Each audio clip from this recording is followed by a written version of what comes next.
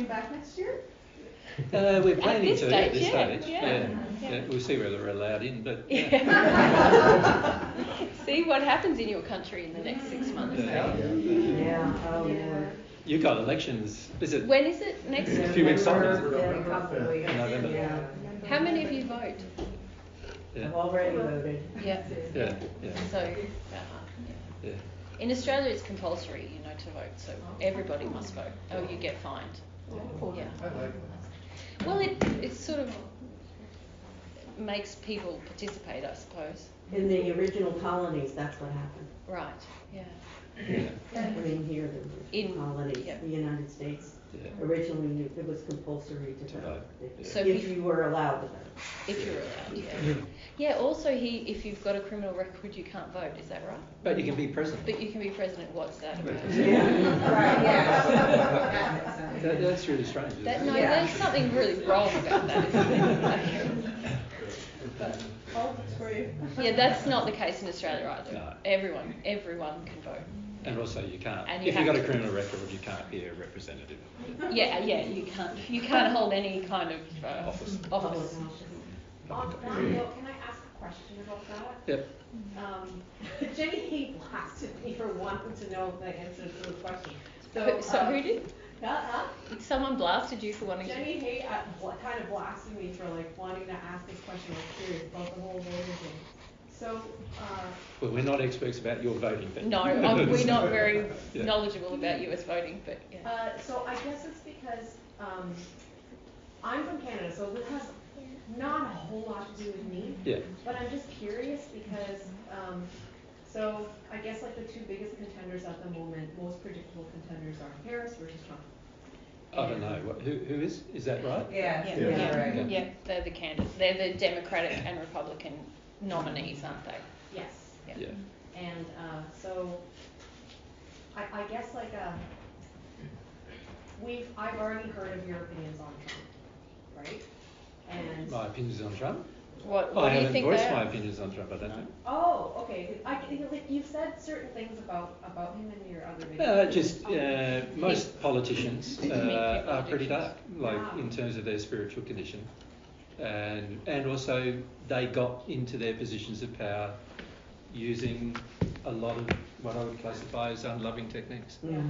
And Trump definitely meets people's addictions, and definitely he's trying to channel people's everyday frustrations. Frustration. To fuel his campaign. And people are very manipulated by it, interestingly so. It's a bit strange that to be frank, most of you are easily manipulated by the media and easily manipulated because of the sin you carry. You're easily manipulated by others. What we've found in our experience is that almost everything the media says is false. And so a lot of what you're actually hearing is false, but a lot of people believe it's not false, and a lot of it's inflamed. So you don't even, about people like Trump, you don't even really know. Of course, he's a bit more of a public figure, and what he says, if you look at what he says, it's quite strange. But you don't know how many of those sound bites are actually just out of context, or you know what I mean. It's almost everyone we've ever met ourselves, they've purposefully taken things out of context on purpose. Just because the media likes to inflame people, and because that's how they sell advertising space. So. What was your question, though? So I guess I was just imagining if I were to be a US citizen and I wanted to vote, and I'm just looking at, there's ultimately just two parties. And crazy system, isn't it? Right? Terrible system. But can't you vote independent? Isn't that a vote for someone? Yes. We could write Jesus. Okay, I don't know. If you're not a member of a party, though, it's very difficult to vote in the primaries. So if you're an independent, you can't vote in the primary for the other candidates. So you mean you personally? Yeah, the whole two-party Personally. preferred You have to be a systems. member of a party to. Well, yes. What? Yeah, registered. For the primary. Oh, I see. Yeah. That's to get the nominee, is it? Yeah. Yeah. Okay. Yeah.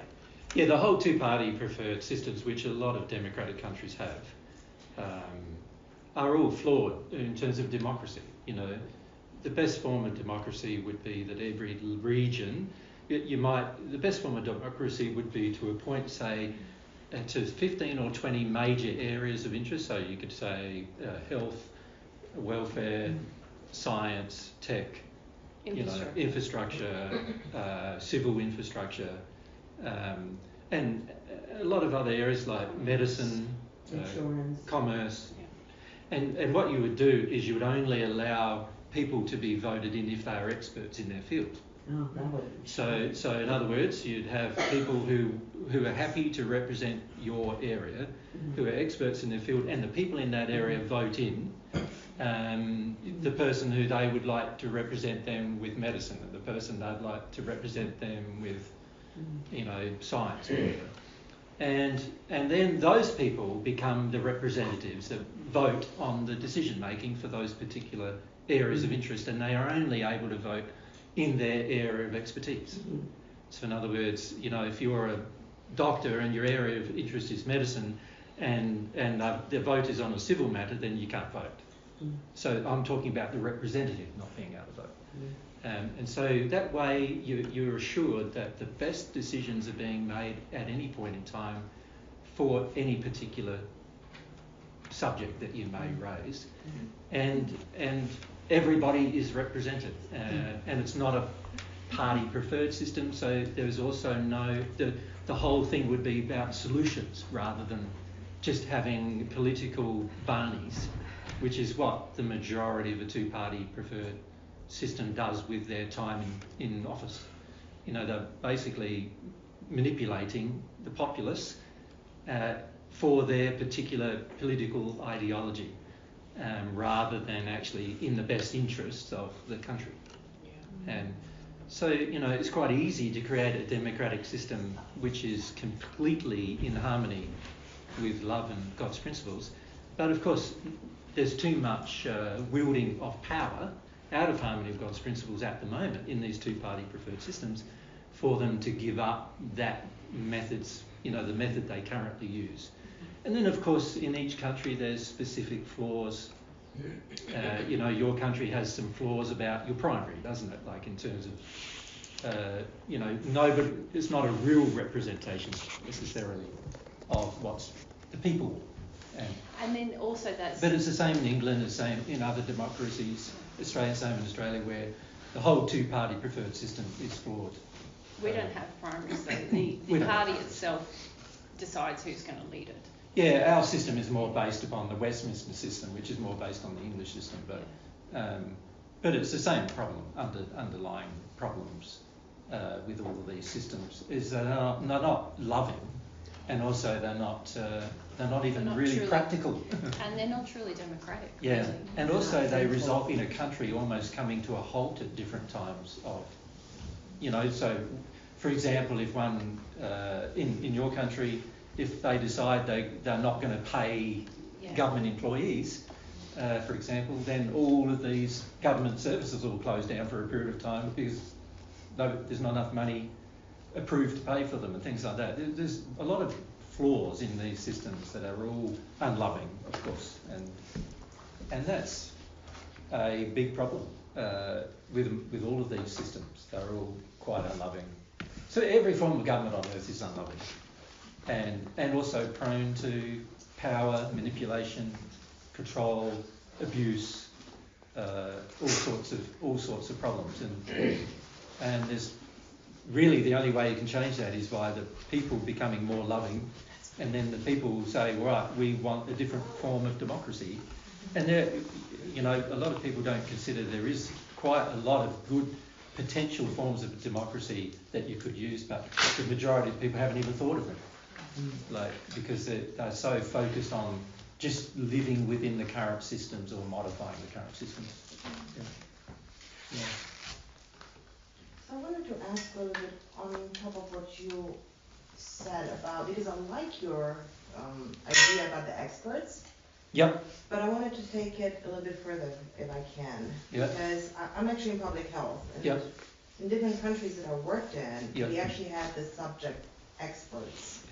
But there was so much infighting, that was so political too. Yeah, So my yeah. question is how to take it further. I mean, people were getting lost even on science. That's right, Even that's on right. COVID. Like, we had experts and experts and experts. Well, if you So- look at a lot of science now, though, it is actually company driven. It's not real science. It's not science for the point of research or anything like that. It's more science that is based upon companies wanting to patent ideas or concepts And sell their and drugs. sell their drugs and Yeah.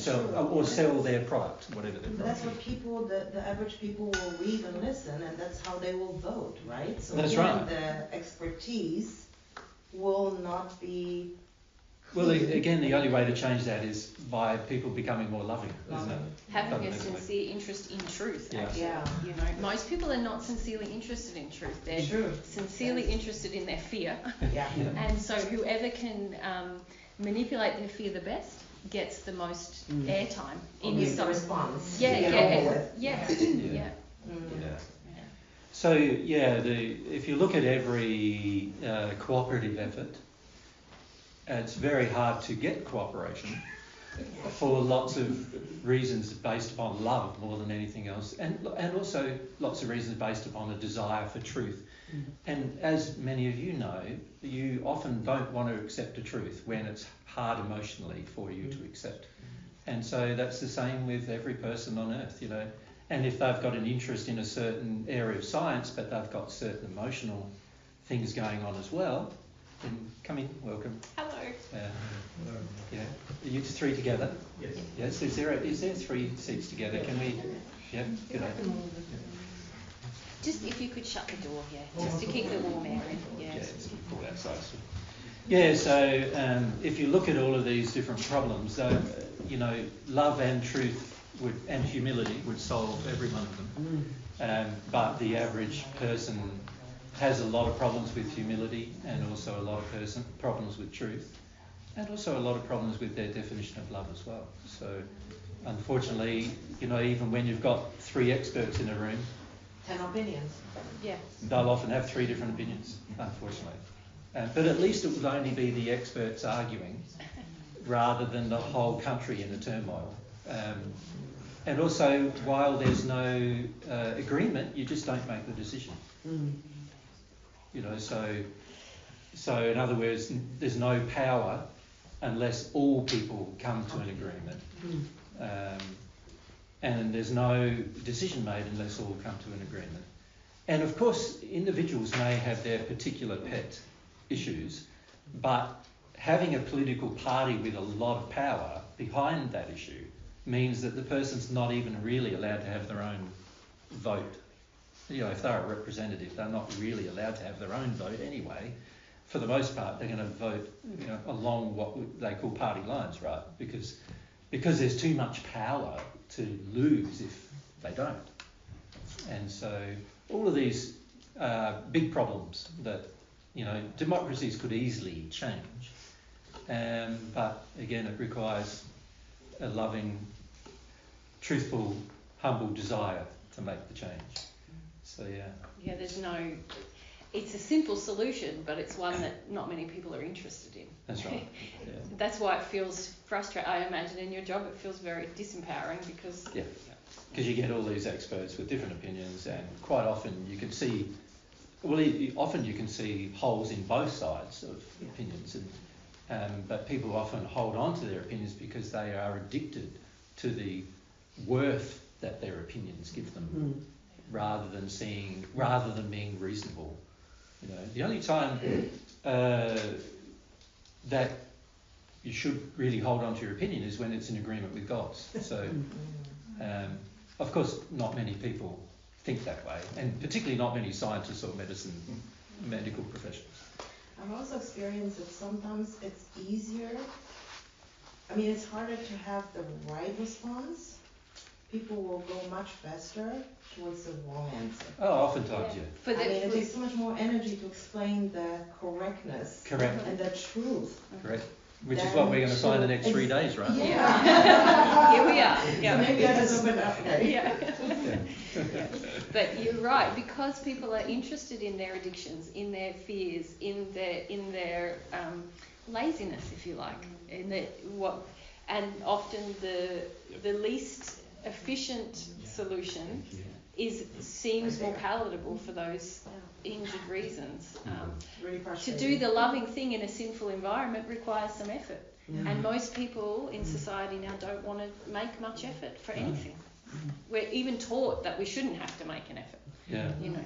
When you think about your own society, everyone's pretty much taught that life should be comfortable and easy. There should be no effort. It should be seamlessly easy. No big effort needing to be put in, except with making money, perhaps. Yeah. Yeah. But aside from that, when it comes to everything else, everything should be relatively easy. This is why things are poorly designed, poorly manufactured, poorly conceived, but it's all based upon the love that is not present in the society. Yeah, and I would even go further that in the US, capitalism is sort of seen as God, and it drives a lot of the inefficiency because they want people to keep consuming so that they don't create things that are lasting because they want this continual money-making machine. And people are kind of in that machine without stopping and going, I can be outside that. But also a third of your economy is based upon war, right? Going to war, making weapons of war. So when you've got countries becoming arms dealers, which is what all of the 5 primary members of the Security Council are, they're all arms dealers. They're the biggest arms dealers in the world. When you've got them being arms dealers, you can see, and their economies being propped up by arms dealing. And when I say propped up, a third of the economy, that's like everything you have, if the US stopped producing arms, you would have a third less. Immediate, because a third of your economy is based on arms dealing. And when you've got countries with that amount of money being spent on arms dealing, then of course there's going to be a lot of corruption and a lot of hardly any focus on the importance of the equality of someone's life. Yeah, I was just reading something this morning that said that 90% of all films have violence in them, even children's films, and that is there's even lobbies in arms manufacture in countries like the US to actually glorify war, things like Top Gun and all these things. They make it seem real sexy and amazing, and the gun lobby in this country, it's all driving this economy. Actually, it's all people invested in driving the economy. So even the entertainment that we consume is trying to push us towards violence. And, The video games. Everything is aimed towards it. And in fact, a lot of people, without it, they feel life's not exciting enough. If you're not in a life or death situation, then your life's not exciting. That's how detuned we've become from our feelings, is that you need extremes to feel something. Can you speak a little bit about video games for children, like in Roblox, where they have like shooting each other? Yeah, well, I think rather than speaking about all these individual things, what we need to do is focus on some principles for the week. And then what we'll do is we'll relate those principles to things like that. Does that make sense? So because a lot of we can discuss individual issues, but unless some substantial changes happen at the heart level, so an example of that is if children have a feeling they want to compete, and if children have a feeling they need to compete with others in order to get worth, then you can see that will drive a lot of behaviour, including their desire to play games where they can compete. And And so, you know, you end up with a lot of sports being created, which is all about competing, and a lot of games being created, which are all about competing, all about putting another person down because you were better than them, that kind of thing. And these kind of attitudes begin at very young ages because they come from the sins of our forefathers, oftentimes. And so what we need to really do is address the spirit or the feeling that exists in the person as to why they're attracted to these things. Because as you know, imagine if no child in the USA was attracted to a violent game. Now that would mean then that all these people who make violent games, right, wouldn't have a market. Yeah. So they'd spend their 2 or 3 years making their violent game only for them to come crashing down financially because, you know, they spend all this time making a violent game and nobody bought it.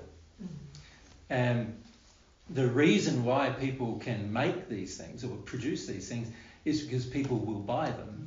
And so what you really got to look at is why are people buying them, right? And that's a lot to do with the sin that exists inside of the average person as to why they're attracted to these kind of things and why they're attracted to buying them as well. So, you know, if all the children had a sort of a very peaceful, non-competitive attitude with each other by the time they were able to play a video game, can you see that there'd be very few violent video games because there will be no demand. There'd be no demand. Yeah.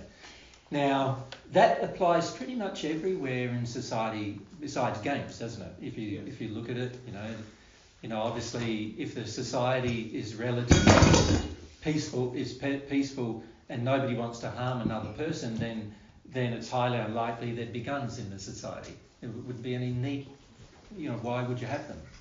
And there's never a need for a gun, by the way, ever, really. If you're loving, there's never a need for one. But, you know, people think there is. And that is a lot, again, to do with the condition that exists inside the person. So really the main problem we have, all of these problems being mentioned, are all because of sin. And this is the subject we want to talk about with you this week is the attitude that you have to sin.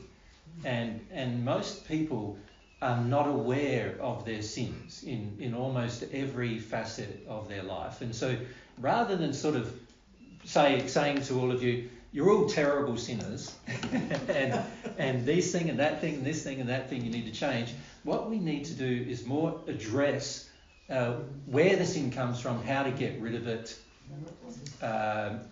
why we have it, and those kind of principles we need to discuss more. Does that make sense? Absolutely. Yeah, so if we can discuss those principles, then we can start applying them to every facet of our life. And one of those facets of our life will be video games. See, my feelings are no child should ever play any video game at all, ever. Right? I'm not talking about violent games, I'm talking about any game at all. The trouble with playing a game constantly is you're not living life. You're not learning practicalities of life. You're not understanding how to live a life. You're not engaging in a life. You're not seeing people face to face. You're playing via an interface. You imagine the world becomes something that you're sort of creating an imaginary world that you're now living in rather than the real world. And the more and more we do that to our children, the more and more disconnected they become to themselves emotionally, but also to other people. So they become more selfish and they become more selfishly engaged and no interest in others. And this is what we find when we see a lot of young children nowadays. In the first century, when we met a young child, it was very rare for them to not be interested in others. Now it's almost the norm for them not to be interested in others, right the way through their childhood, right the way into being teenagers. And it's only when they start becoming adults that they start developing any interest in others. But even then, most of the time, the interest is selfish. Right? It's what can the person give me, or what does the person give me? And there's no real loving interest in others. So, you know, you can see that a lot of these problems are much bigger than just like violent games.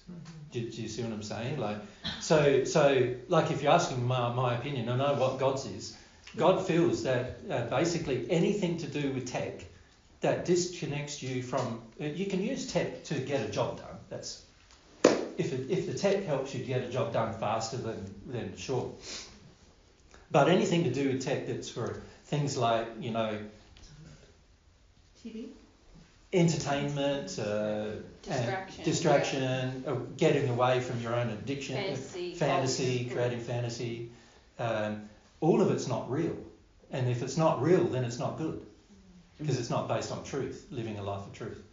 So watching TV and movies, that's bad. Well, you know, again, if you understand that it is just a movie and it's not real, and you're watching it for entertainment purpose or to learn something, like a documentary or other things like that, you're watching it to learn something, and then of course it has more potential value. But if all you're doing all day is watching 7 or 8 hours of video all day just to numb out of your life, even if it's Divine Truth video, by the yeah,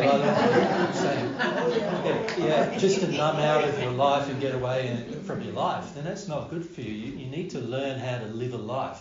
And many people now who are passing into the spirit world are really struggling because they have had such high addictive dependencies upon technology and other things that when they hit the spirit world, there is no tech. There's no, you know, there's no thing, not a single thing that they're using here for distraction from their emotions can they use there. So that creates this very large rage in many of them, and also causes them to generally be earthbound for longer as a result. So there's a lot of very long-term detrimental effects from all of these kind of things happening. And this is why we want to focus on this subject that we've chosen for you this week. Now, just before you start, babe, we might just... we need to do a bit of... Oh, and I just want to tell management. a quick anecdote about video games. When we were in England, this is the only good story I've ever heard about video games. We met a young guy who'd be in his 20s, and he was, I don't know all the names of the video games, he did tell me, but it's one of these war video games. I asked him, how did you hear about Divine Truth? He said, I was playing this video game and someone I was playing told me about it. In Sweden. And that was when he was 8 or 10. He's now in his 20s. I think he's 12. Yeah, 12 maybe. He was preteen. Yeah. And he was playing, which terrible pre-teenager playing a war game. Anyway, but he was in England, and the son of someone else who was listening to us in Sweden told him about Divine Truth. He's been listening ever since. I don't know if he still plays video games, but I thought that was the only positive thing I've ever heard about video games. That he now wants a relationship with God based on that. So, Well, not based on that, but... Based on his exploration of Divine Truth. Anyway, that's an aside. Our hosts, hopefully you've met your hosts, Patty and Jane. Where are you, Jane?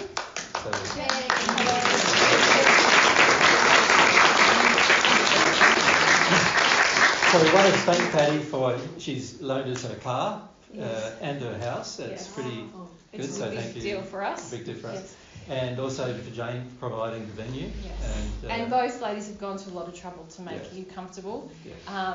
I'm not sure if you know, but Jane had hired portaloos, but unfortunately because of the hurricane there's been some problems with servicing them during the week, so we're going to use the facilities in Jane's house. When you need to go to the bathroom, please be respectful that it's someone's personal home, and just do what you need to do and leave. For those guys, you just go out in the garden if you want. Well, we need to check with Jane if that's all right. Well, no,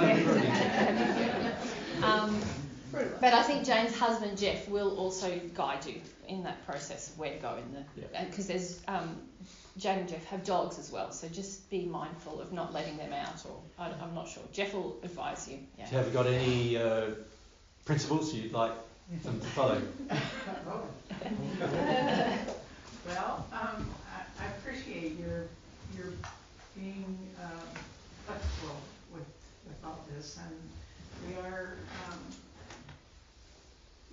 being aware of how they're helping the people in the mountains with the sanitation and things like that. Yeah. So I am getting reports that we actually may get some servicing late today or something, so maybe we will tomorrow. Yeah.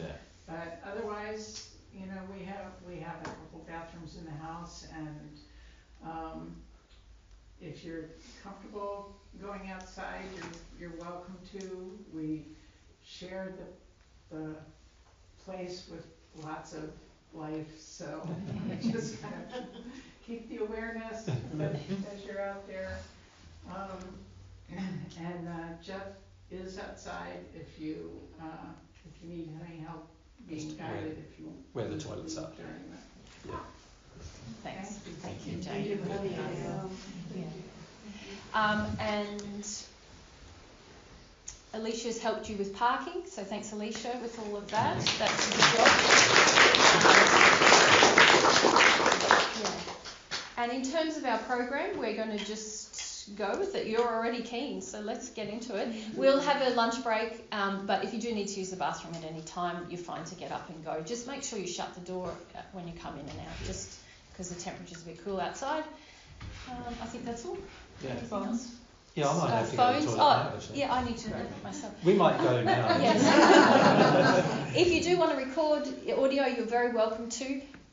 We've put these little green lily pads here. Yeah. For you to So you bring your phone down, if you put it right there, you'll hear our voices more clearly if they're there than in your laps or something like that. As we've been discussing, we don't have any amplification because of the delays with our tech gear. Usually you could put it under a speaker, but there's nothing coming out of it. Yeah. So, and if you can speak up when you ask your question, that will be helpful for everyone around the world. Yeah. So, Yeah. Okay. G'day. Let's go and use the facilities ourselves. Yeah, because we were talking to you beforehand, we didn't get to go. Yeah. You want to ask something? A donation box. Oh, yes. Oh, yes. Yeah. There is thank you very much, everyone. You got in before. You got in before us. Yeah. Thank you very much to everyone who's already donated. Thank you for your generosity in getting us here. Yeah. There is a donation box if you would like to use it. Also online is good with us, and you go to donate.divinetruth.com. Yeah. And the gate when you go to the loo? Yes, we need to keep the gates closed, or just rule of the bush in Australia, leave the gate how you found it. So if it's closed, leave it closed when you come through. So I think that's because of the dogs and stuff, and there's other animals that are inside and outside, so we want to keep it that way. Yeah. Okay. Good. So should we have a 5-minute break for those of you who need to go to the toilet, whatever? Is it just us? Just Talk amongst yourselves. Met you. That's a lot of you, isn't it? quite a lot. Yeah, majority. Yeah. Yeah. In the physical. Nice to meet you. Yeah. Sorry. In the physical. In the physical. Yeah, that's right. Do you meet us all in the sleep state? A lot of times, Sometimes, yeah. I have a memory of you meeting my ex-husband. And A having lot of times we run actually was some listening. seminars in the Yeah. spirit world as well. Yeah. I don't know if it was imaginary on my part, whether it was real, I really don't, but I woke up and thought, wow, Yeah. if he's listening to Jesus, he's not as bad as I thought. Plus we have about, I don't know, 200 bodies we use, I suppose. I'm sorry?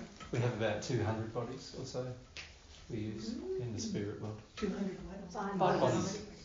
You both do? Yeah. Bodies? So there's a lot of ways we meet people. So does that mean, so you each have 200? Well, it's one soul. Yeah. One soul. Are you simultaneously? Yeah. Are you simultaneously here and there, or is it just? Yeah. Yeah. Do you visit our homes? Sorry. Do you visit our homes? In the spirit world?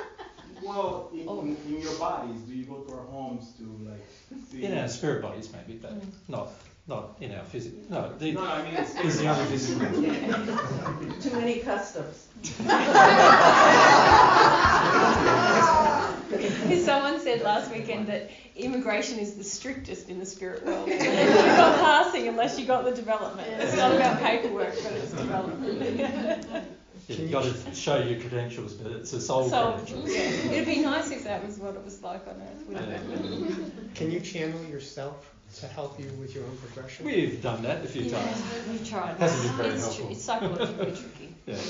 Yeah. Because obviously this experience is different to the experience Of the rest. of the rest. Yeah. It's just Do you have getting that awareness of information all of through. that? Like Yeah. the 200 bodies you're teaching?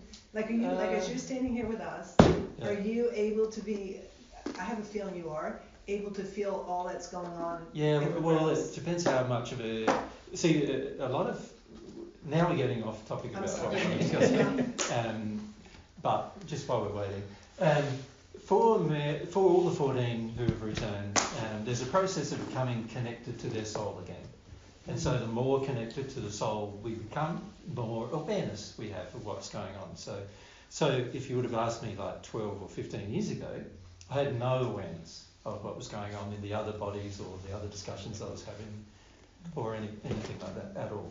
But as time has progressed and we've I've dealt with certain things and progressed myself, so AJ, progress, more towards connection with the soul.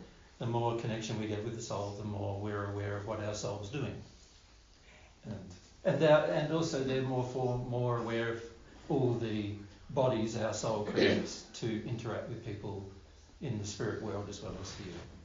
Yeah.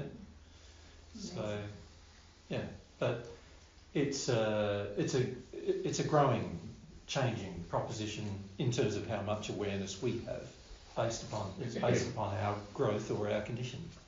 Yeah. Who created the 200 bodies, or how were they created? We did, Is it like, intentionally, or does it happen just with the process?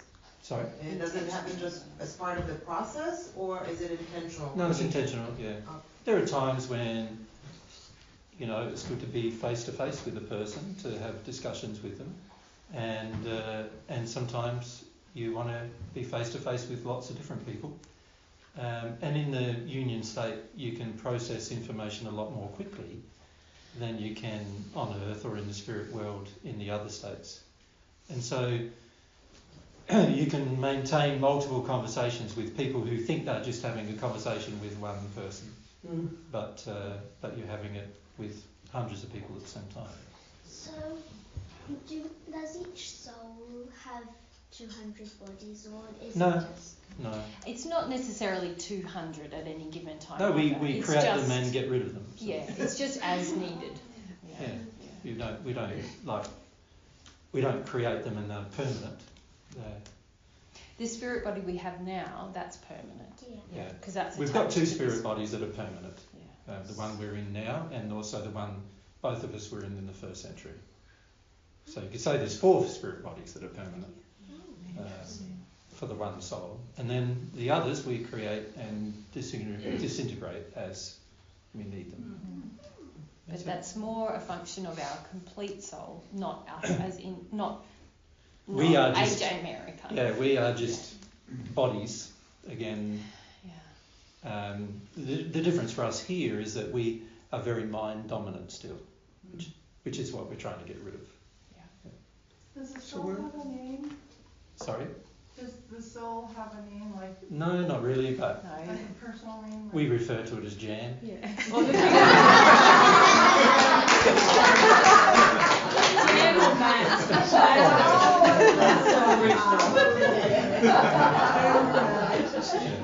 But no, it doesn't have a name. Does it have a membrane or Sorry? sort of an edge? Does it have a membrane or an edge or a form? Well, now we're going to get onto subjects that are way off what I'm talking about. We're getting right considerably. The problem with talking about us is that it doesn't benefit you very much. So, at some point, I suppose, we will spend a bit more time answering those kind of questions, but we feel there's more important things to discuss than Mary and my personal experience. So we understand that you might be interested in our personal experience, and so when we have completed some important subjects, then we might leave it open to revisit this maybe on Sunday or something like that. Makes sense? A question about this. Are we all here for a reason, like law of attraction, that we're here to learn about this particular topic? No, you're all here by desire. And that's not a reason that has been preordained or destined or or that God hasn't selected you.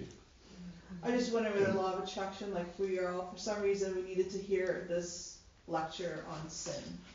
Well, everybody on earth needs to hear this. There you go. Absolutely everybody. And, the truth is, though, that you guys you're here, but you didn't know what the subject was, right, before you came. So, and of course we didn't either. We decided a few weeks ago that the main problem we're having when we're talking to groups of people is they really don't understand their own sin. And they don't understand how it affects their relationship with God. The significance of your personal sin on your relationship with God and your life and So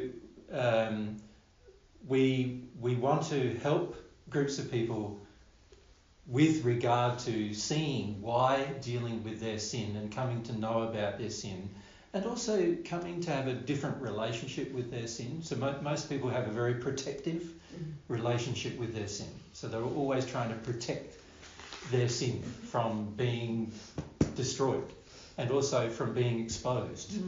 Most people, and this is why a lot of people get pretty angry with Mia and I, because whenever we attempt to expose sin in people we meet, most people get pretty upset and angry and bitter and twisted about it, and they don't really understand why, what relationship you have with sin. And so it's very important to see firstly how the relationship with God is affected by the sin, but it's also important for you to understand that your attitude towards your sin needs to change. It needs to go from being protective about your sin and wanting your sin and desiring it to continue, to wanting to destroy your sin and wanting to get rid of your sin and no longer having a desire for it to continue. The problem, of course, is for most people is that they are completely unaware of how many sins they're committing even in the course of the day. And the sins you're committing in different areas of your life: physical, sexual, emotional and spiritual areas of your life. There's all sorts of sins being committed every day. And the spiritual, we want to talk more about the spiritual sins because they are the ones that drive most of your other sins. They're the ones that cause most of your other sins. So we want to understand the relationship between what causes you to do a thing that's in a sinful effect, if you like. Because the actual sin is the emotion, the belief systems that exist inside. They are the sins. And they drive behaviour that causes you to want to do things that are sinful. And feel, and even when you're setting your mind, trying to reset your mind and trying to go, but I don't want to do that anymore in my mind, because I sort of feel that it might be wrong in my mind. But because the emotion is saying, no, but I like it and I want it, your mind is really it's really a servant to your sin at the moment. For many of you, that's the case. And so you think you want to, hear God's truth and you think you want to progress, but a lot of times it's going to be very hard until you start working out how to get rid of the sin that's in your feelings, in your heart, in your emotions. And that is a process you're going to have to learn how to go through. And so this is why we want to, initially this morning, what we want to do is sort of discuss a little bit about how it affects your relationship with God. And then what we'll do is we'll open up into 4 major areas and talk a bit about those areas. But we really do want to focus on the principles in the time we've got with you. Because the principles are things you can apply in every aspect of your life. But when we discuss just one little thing or one little subject, then what do you do when the next subject comes along? If you don't understand the principles, you're not going to be able to apply principles to every topic of when you're dealing with your own sin in your day-to-day life. Does that make sense? Mm-hmm. So it's really important. Firstly, we want to say that the relationship with God requires an awareness of sin, but it's not just an awareness of sin. The first part of becoming aware of sin is just becoming aware that you are doing it, and that it's wrong. But then you're going to have to get to the stage at some point in the future where it's deeper than that, and it actually goes into your feelings. And in your feelings, you are saying to yourself, I know that's a sin. I don't want to do it anymore. and I feel sorry about doing it. I feel repentant about doing it, to the point where emotionally you're so distraught about doing it anymore that the point of repentance is reached, and then you can pray to God for forgiveness, and then God can help you with the cause of that sin. But until that point in time, God can't help you. There has to be a process you go through to get your will engaged in such a way where God can help you with your sin. And most people we find are not acknowledging or even aware that this process is a requirement for you to receive or continue to receive God's love. And so a lot of times people pray sincerely first, they receive a little bit of love, but then when it comes to repeating that process, they can't repeat it. And the reason why they can't is because of their sin and their relationship with sin. And this is why we need to discuss that subject. How does grace fit in and all that? Well, grace is what happens when you repent. When you direct the feeling of sorrow towards God about doing what you do, then you receive what you would call grace or forgiveness for the things that you do. And it's not the things that you do that are forgiven, it's actually the cause of the things you do that are forgiven. So, because otherwise, if God just forgave what you did, but he didn't forgive the cause, then the cause would remain in you and you'd continue to do it at some point in the future, which is not what God wants, obviously, for you.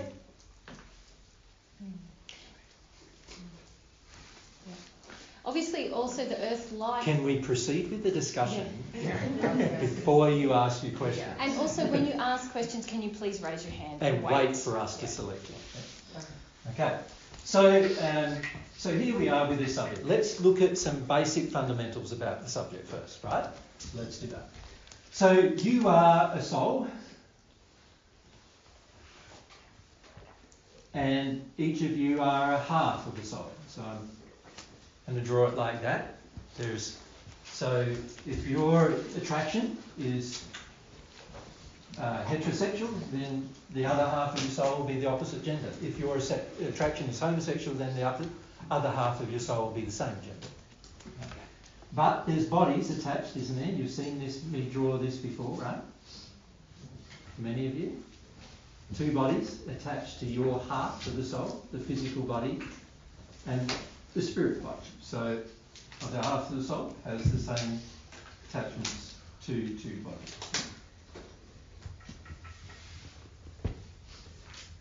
Physical body, spirit body. Very important to understand that your mind, what you've been using as your mind, is actually in this brain of the spirit body, is actually the brain of the spirit body. The physical body's brain is actually more to do with what happens with the control of your body. And so your physical body brain is primarily focused on defining the functionality of your physical body and how it needs to survive and how it draws breath and how it does a lot of functionings that are automatic, you could say instinctual, that occur. And the physical body's brain controls a lot of those functionings. And so if the physical body gets damaged in the brain, obviously some of those functionings no longer work. Right? Now the spirit body also has a very similar relationship with its body and its brain. The spirit body has a brain which controls the spirit body's functioning. So the spirit body has organs, just like the physical body does. And they are not the same kinds of organs, although there are similar ones. So for example, your spirit body has a heart that pumps it. It pumps about twice the speed of your physical body's organ, heart. So if spirit bodies will go anywhere up to 500 beats per minute with the heart on the average, whereas, as you know, the human body, physical body, generally about 200 beats per minute is about the maximum. Sometimes a little higher, but that's usually not that good. Right? And so the same applies to the spirit body. The spirit body has a heart. It has sensory apparatus. So if you think of your physical body, you've got your senses. You've got your sense of taste, touch. You've got your sight, your hearing, has smell. Now, all of these senses are actually a subset of the senses that the spirit body has. So physical body with its sense of sight has a limited range of sight that is between the infrared and the ultraviolet spectrums. The spirit body has eyes, which so when you pass, you'll look the same. You know, you might, depending on condition, you might look older or younger than you currently look in your physical body, but you have eyes still, and you still have ears, and you still have a nose, and you still have arms and legs, and so everything is recognisable. Right?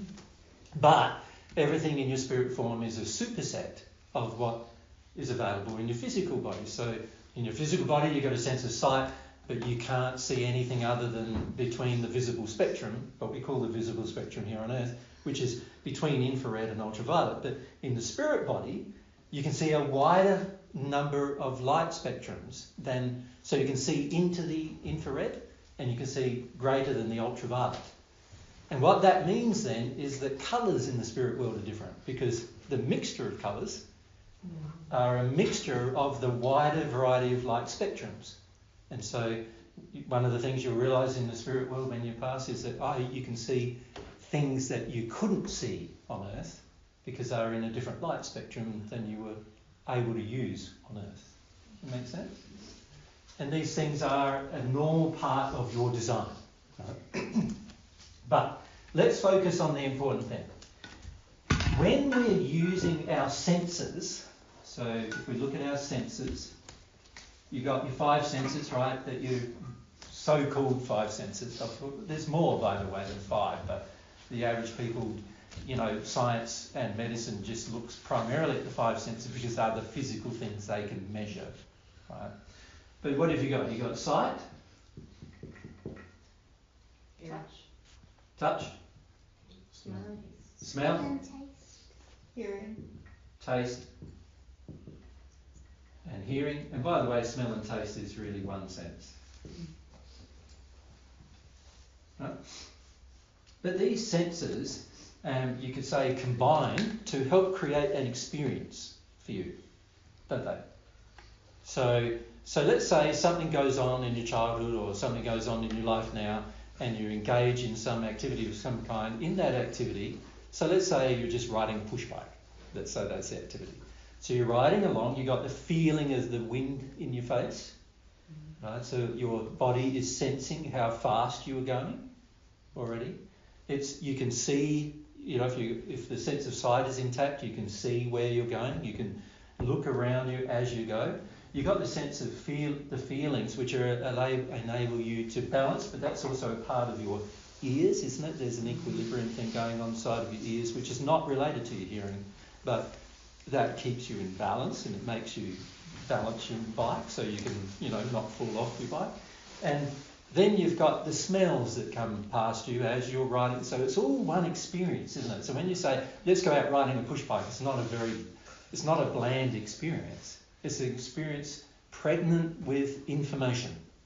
It's got all this information flowing into your brain of your physical body, being processed, but also it triggers you into specific emotions too, doesn't it?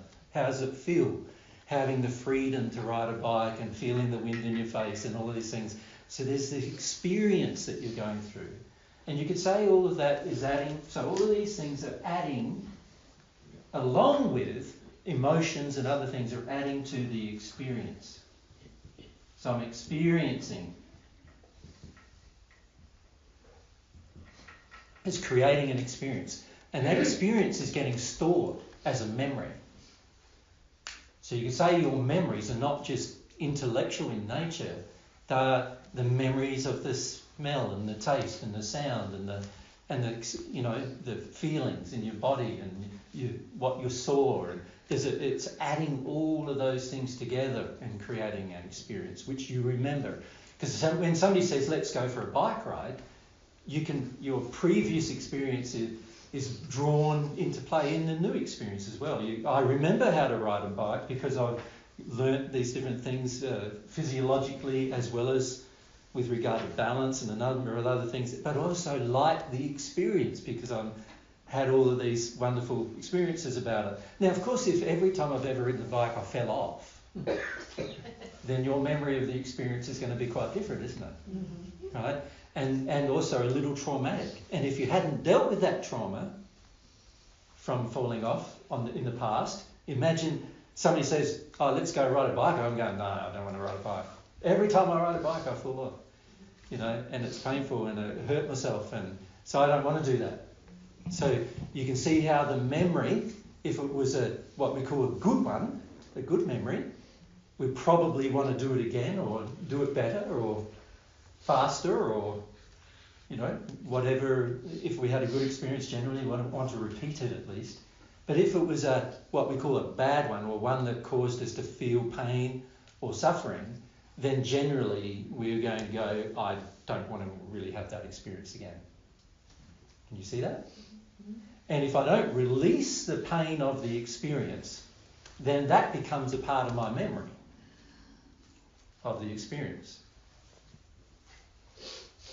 Now, in becoming a part of the memory of the experience, can you see I'm now storing that memory? I've got a whole heap of things going on with that memory. And that memory is getting stored, firstly, it's getting passed, all the sensory apparatus are getting passed from the physical body into the spirit body. And then, of course, it's getting passed into the memories that are stored in the soul, which are all emotional or experiential in nature. And so all of the memories, the smell, the taste, the hearing, everything else. Welcome. Have we got some extra? No, these guys are... Oh, you guys. And so all of the experiences of the memory are now being recorded in our soul as well. So there's a very quick summary of how you store information, right? And if you understand that, we can start understanding sin to a degree, right?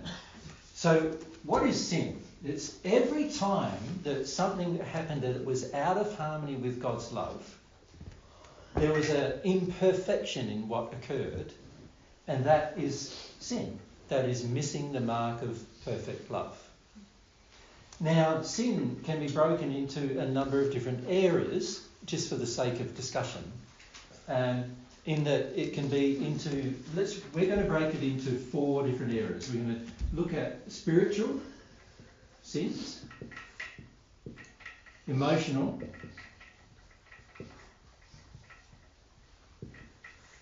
sexual, and physical.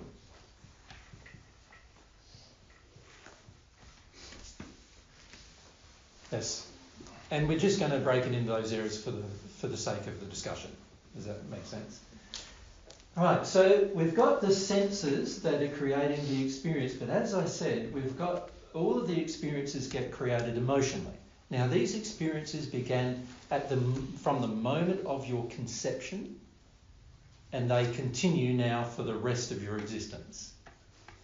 So before the moment of your conception, you weren't self-aware yet, right? You were only aware of what you needed to do instinctually.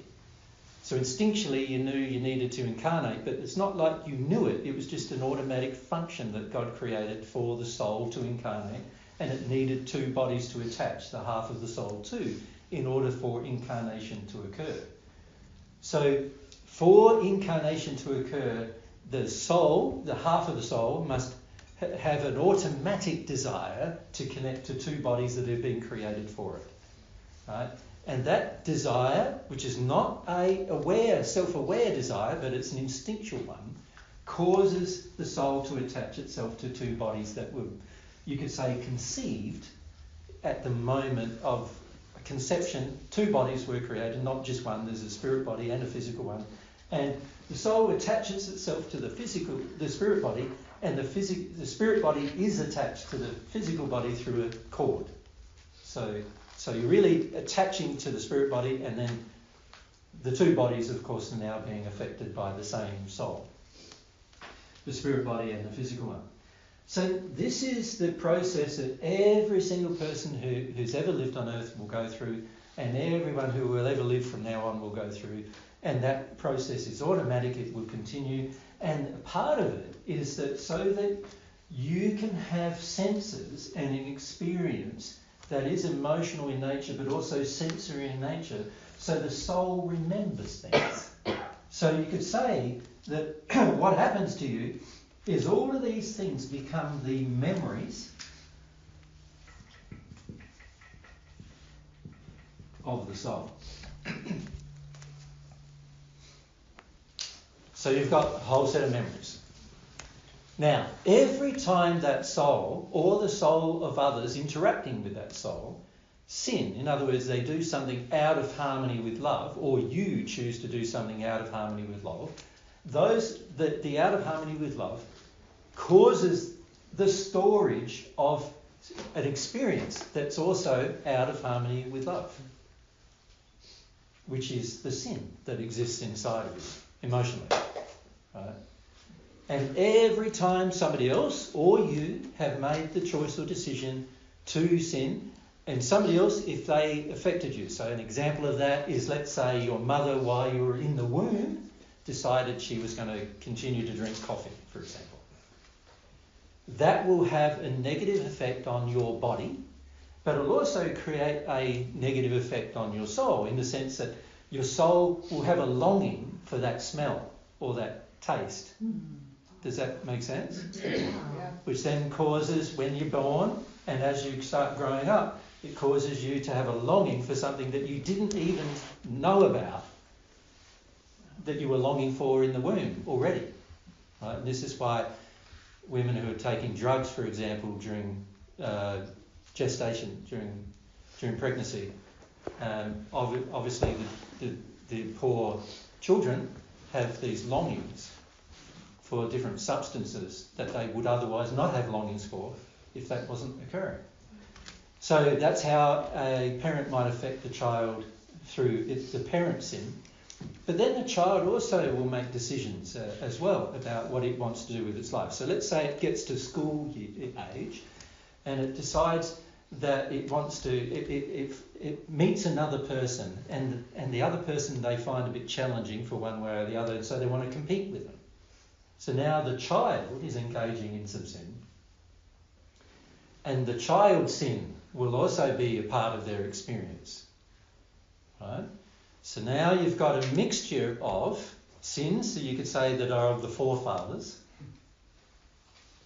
foremothers as well, of course, and sins that are my own, that I'm engaging and storing as memories, which are all a part of my total experience. They're a part of my total experience, which is sensory as well as emotional. So all of my senses are involved. So how does memory relate to belief, relate to sin? Is that something to discuss? Well, as you have your experience, you can see that you start to believe certain things about your experience. Can you see that? So an example of that is, let's say my mother only gave me approval when I did something for her. So I was a child, and the rest of the time she never approved of me, but that the only time she had a feeling of approval of me is when I actually took an action to please her. So let's say that happened. Now I would start through the experience going, I noticed my mother's response to me doing things to please her. The response feels good to me. Right? Me pleasing her feels good. Me pleasing her and seeing the smile on her face and her approval come to me makes me feel good about myself. So now I store a belief, which is part of the experience, which says I must please women and get that feeling from them. That feeling is nice. I like it. So I'm going to do it again, and I'll do it again, and I'll do it again. And the more I do it, the more I get approved of, the more dependent I'm becoming now on that experience. So now a belief is developing. which is bigger actually than the experience because it's telling me what to do in the future. The belief is really, you could say, my faith is developing. It's a corrupt faith, but it's a faith that says, if I please women, they'll like me. And also, if I don't please them, they don't like me, and that feels terrible. So now I've also got a feeling that I've got to please women in order to be good, feel good about myself. Right? So that's now a belief that is now established inside of my memories. And you could say it's a corrupt faith. Yeah? A faith that's saying, unless I do that, I'm not going to be approved of. Right? So it's just an example of how a belief gets constructed over time. Now, some of those beliefs come directly from your family of origin, but most of them come through your experience with them. Right? In other words, you had an experience with them that was sensory in nature, and as a result of all of these senses and all these feelings that you're getting from the other person, seeing the expressions on their face and so forth, then you learn behaviour and then you attach beliefs to that behaviour. And so now you, inside of yourself, have beliefs that are sins that will drive your future behaviour. And this happens to everybody. It's not, no one's immune to the process. And unfortunately, as a child, you don't have the intellectual development or emotional development or awareness to be able to repel negative experiences. So you're just having them and you're just measuring them based on the senses, how it feels to have them. Right? So if I pleased a woman, for example, like I pleased my mother, but my dad got angry, and my dad's rage was bigger than my mum's sense of pleasure, now I'll see if I please women, I'm against the men. Right? And the man's experience now will dominate, my experience with the man, my dad, will now dominate my memory. Right? So now I might have a feeling of, if I'm with men, I'm not allowed to please women. Right? We've got to all be mates and we've got to all stick together. Can't please the women, you know. Because please the women, you might experience violence from a man. If you're a man pleasing a woman, other men might be violent towards you. So now that faith develops and says, okay, when I'm around a woman, I can please a woman. But when I'm around a woman and a man, I don't ever please the woman. I've got to just please the man. And that faith is now quite well established because now with the women, I got the nice feeling, but only when Dad wasn't around. When Dad is around, I didn't get the nice feeling, I got a bad feeling. So now I'm starting to learn behaviour, right? My memories are now storing all of the complexities of this behaviour into my soul. My soul is now having a developed faith that says this is what's going to occur in this circumstance. So the memory itself is a sin if it missed the mark of love. The stored memory. The if stored I stored memory. it, so I didn't release it as it happened. Correct. So that's a sin. But then also my corrupt faiths are also a part of my sin. Correct. Because they're beliefs about the future that miss the mark of God's love. Correct. They're out of harmony with love. They are beliefs that exist without of harmony with love. And as a result of that, they are now sins as well. Yeah. A question I have is, from God's perspective, is the memories more, how it forms you, is it more statistical in nature? Like, is it just basically a tallying mechanism almost within the soul of intensity, or is there some degree of interpretation in how it gets stored? Of course, there is interpretation. In fact, the interpretation goes on a lot more than the actual memories themselves. The interpretation is very important because that's all about your feelings. That's all about your emotions. And it's how, remember, the soul is emotionally centric. So in other words, the brain of the soul is its emotions. So the soul doesn't really have a brain as you know it in your spirit body. It has the brain of the soul is the emotional experience of the soul. So all of the experiences you're having sensorily are all getting passed into and being assessed emotionally. how does it feel to have that experience? So this is why when you sit down and see a beautiful sunset, you feel a sense of peace and all of that kind of stuff. Some of you would feel. Other ones, night comes and you feel dread. It will depend upon what happened in the childhood as to why you feel dread when night comes versus why you feel peace when it comes. And that is all assessed by you as an individual based on your prior experience. Yeah. And of course your prior experience is a lot based upon your choices. And of course, when you're a child, you are less free to make choices generally than you are as an adult. Right? So the more we become contained by the society and the culture and the family and all of the definitions of our role and all of these other things, that of course creates like a containment for your experience. You're not going to go out of that experience. So for many of you, how many of you have never been overseas? A few of you, right? So you could say your experience has been contained only to the USA, couldn't you? That's your containment of your experience. And so you don't really know what it's like, aside from what you read or what you see, through media or whatever. You don't really know what it's like to go overseas, not yet. Until you've done it, then you have an experience, and those experiences will get stored. So if it turns out the experience was bad, you won't want to go overseas again. If the experience was negative. Let's say you went overseas and you decided you were going to go to England, and while you're in England there was a tube bombing, and you were in it. Right? That's going to be pretty tricky next time you try to go overseas, isn't it? Like, if you don't release that experience is going to define whether you go overseas again for the rest of your life, that experience. And so you can say that the memories are all getting passed into the soul, and your soul has a complete record of every memory, but they're also getting assessed by the soul. The feelings of your soul, so you have feelings about the memories. And some memories you don't want to remember, right? And some memories you do want to remember.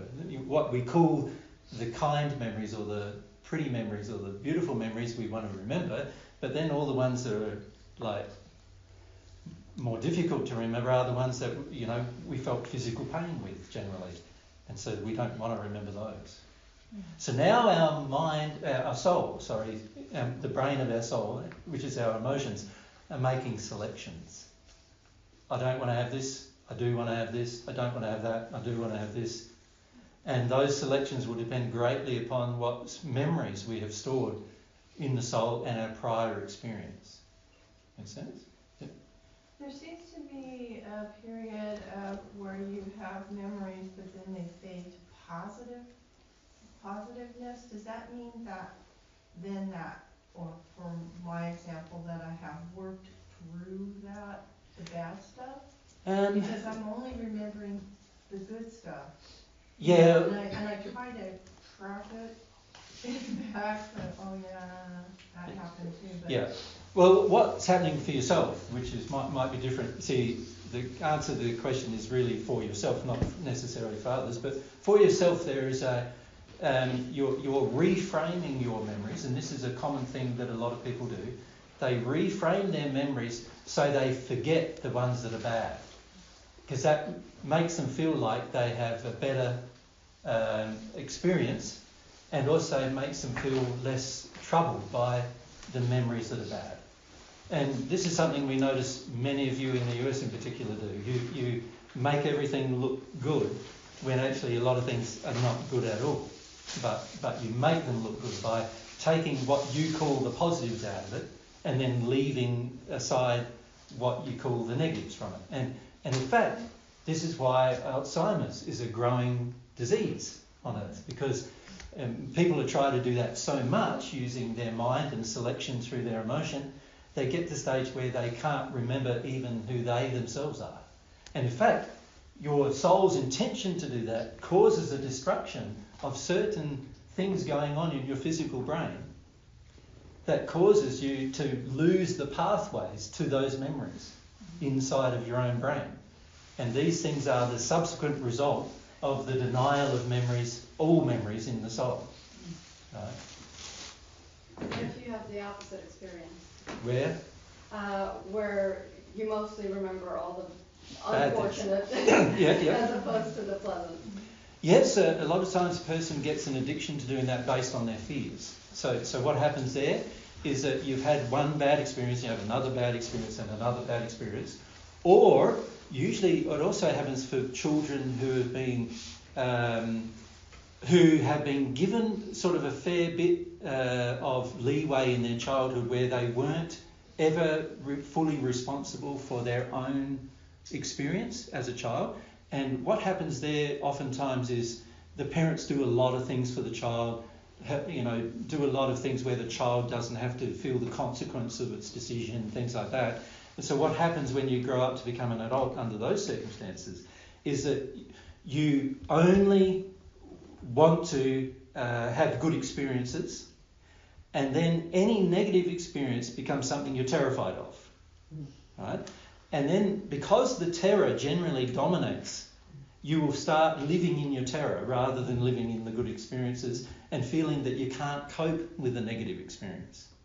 Does that make sense? Like you can't even bear to cry. You can't even bear to have shame or guilt or some other emotion. You can only bear to have not good experiences. And so under those circumstances, you will have a tendency to get very afraid of any future experience. And then after a while, if you're not careful, you'll start choosing to have no experiences. Right?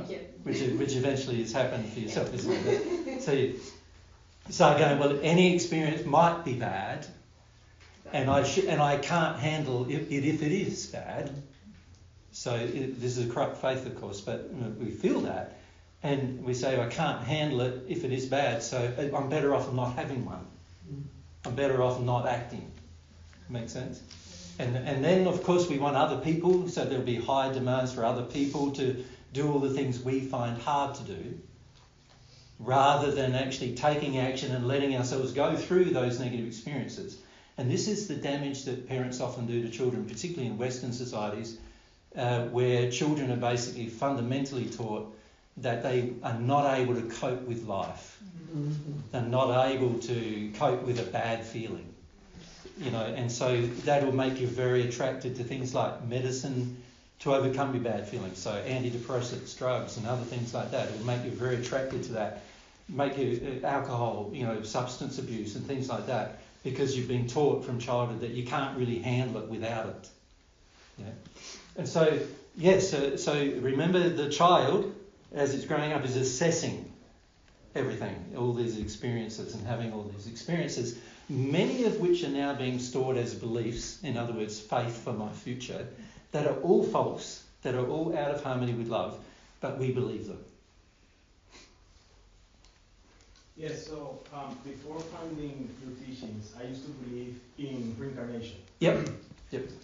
And part of what fed that is because when I was younger, very young, even younger than him, I used to have these experiences where I saw myself like among Indians, like living among Indians.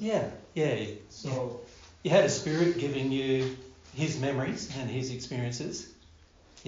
And those experiences were entering you. And as a child, if we haven't been educated that they are not our experiences, and we also don't see necessarily the person who's giving us those experiences, then we can start to create beliefs, spiritual beliefs, that you could call them almost religious beliefs, that say, I'm a reincarnated being, for example, or I used to be a monk, or I used to be I used to be an Indian, I used to be whatever experience. And so the child, remember the senses that I mentioned are not just these senses.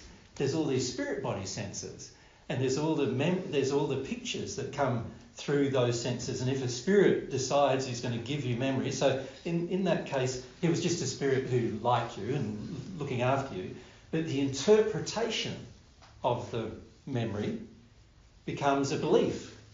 And then that belief gets acted upon. Yeah? And this is why there's so many beliefs on earth that are actually being acted upon that come from spirits. But because we've made the wrong presumption, and so you can say the soul is also making presumptions. It's not having. It's not usually when a person is a child, the parents have not educated it that there's a whole series of truths, including truths about spirit world, truths about the soul, truths about your dual nature, in the sense that you've got a heart, you are half of the soul, truths about God, truths about how feelings work, truths about how your senses. If you think of the education you get as a child, if you were told from the age of 5 that, you've got senses and these, educated about your senses and educated about the emotions and the experience and educated about memories and educated about spirits and passing you experiences, and you're educated about this at a very young age, then you'd have a lot more ability, wouldn't you, to say, I understand that experience properly now, with the truth, what the truth is, God's truth. But because most of our parents have their own beliefs that they're hanging on to, their own way of life they're hanging on to, their own religion they're hanging on to, their own culture they're hanging on to, their own faith, which is often corrupt, that they're hanging on to, then of course we're going to experience a lack of education, but all the things that are still happening, and we'll start making presumptions about those things happening because we haven't been educated yet. Yeah? And then of course, once we've made those presumptions and they become beliefs, now we'll start acting upon them, right? And then, that can cause a whole heap of other things to start occurring then. Decisions that I'm making, acting upon a false belief, actions that I'm taking. It becomes harder. It becomes harder, yes. It becomes much more difficult, yeah. And many people experience that, of course. And again, a lot of it is happening through a lack of education of the child. By the time a child is, I would say by the time the child is 5, the child should really be very comfortable with its own emotions, very comfortable with any spirit interaction, very comfortable with caring for itself, very comfortable with cooking, cleaning, looking after itself, earning an income even, by the time it's 7, earning income, very comfortable with all these things, very comfortable with his own emotions. Imagine if the child was like that by the time they're 7. By the time he's 12, he's probably going to be, have his own work that he loves, and he's going to be doing that. He won't need to go to school anymore because he'll already have a university degree by the time he's 12. And this is what children are capable of doing, but because of the education we're generally giving them, where our culture, our religion, our faith, our desires, our competition emotions and all sorts of other things are being passed into the child is now in a restrictive bubble as to what it's going to choose in its future and what decisions it's going to make as well.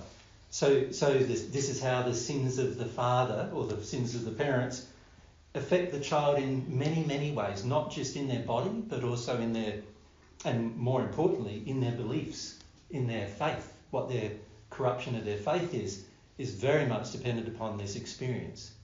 Make sense? Yeah. Yes. The question that you sparked from that was, what are your thoughts on homeschooling as far as isolating children from kind of the quote-unquote corruption of the world that you can't control as a parent?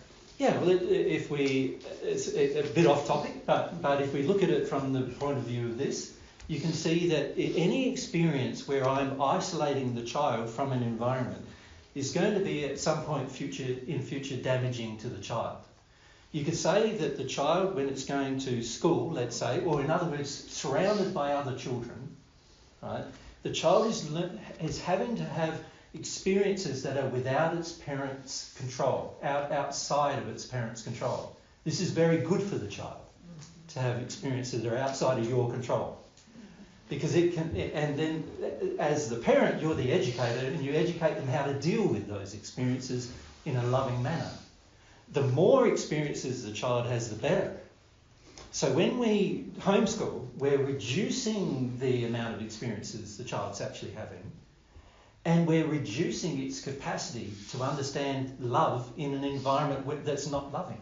Mm-hmm. We're actually causing it to no longer be able to cope and stay in a state of love itself in an unloving environment. right? Which is a required life skill. Which is a required life skill on Earth at the moment because of the sin of Earth, right?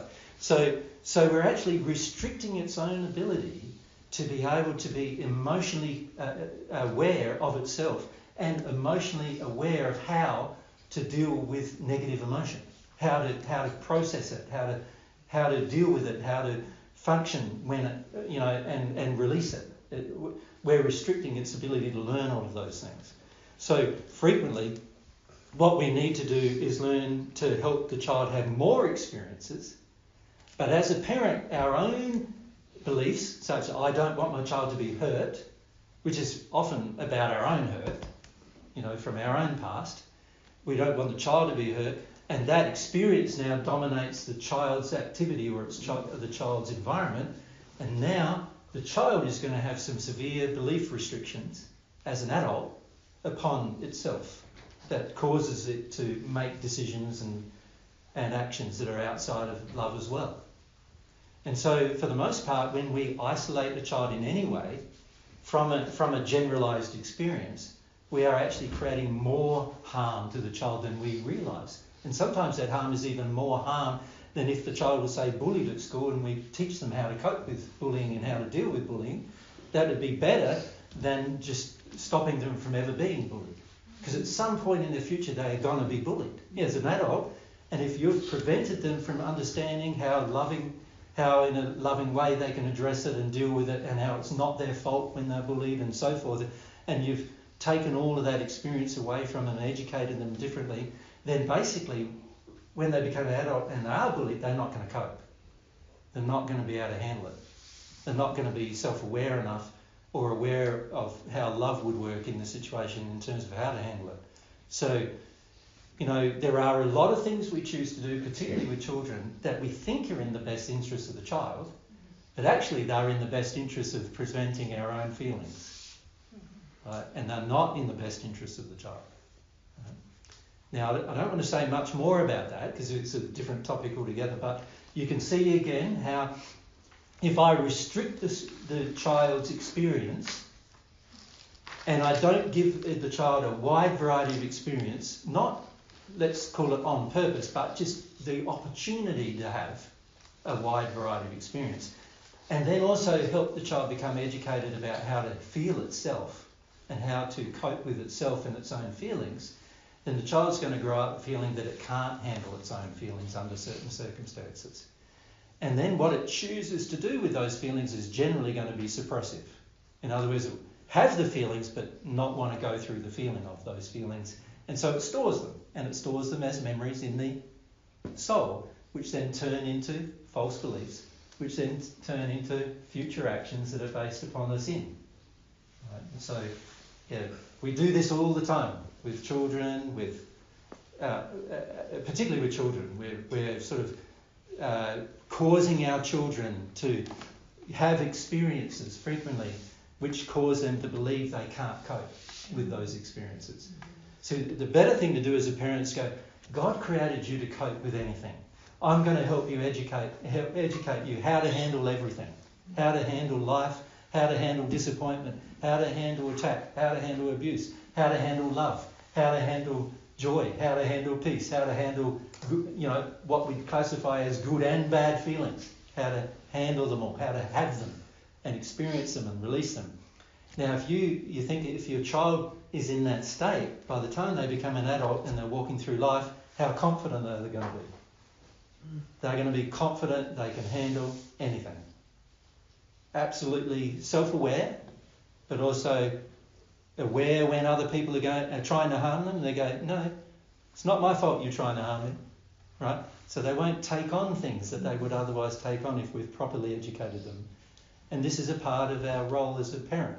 We're not really the parent, we're really the educator. When you decide to conceive a child, you are really deciding to become a teacher. And you teach whether you decided or not, don't you? Correct, yeah. Correct. Yeah. So I think my question is, how do I know if it's my experience or not? Because I find myself like, I don't want to think about this, and then I don't think about it, and then at different times it drops in anyway. I'm like, am I making this up? Is this being projected at me? Is it to help me? And then I'll start to have feelings, and then I'll just stop and I.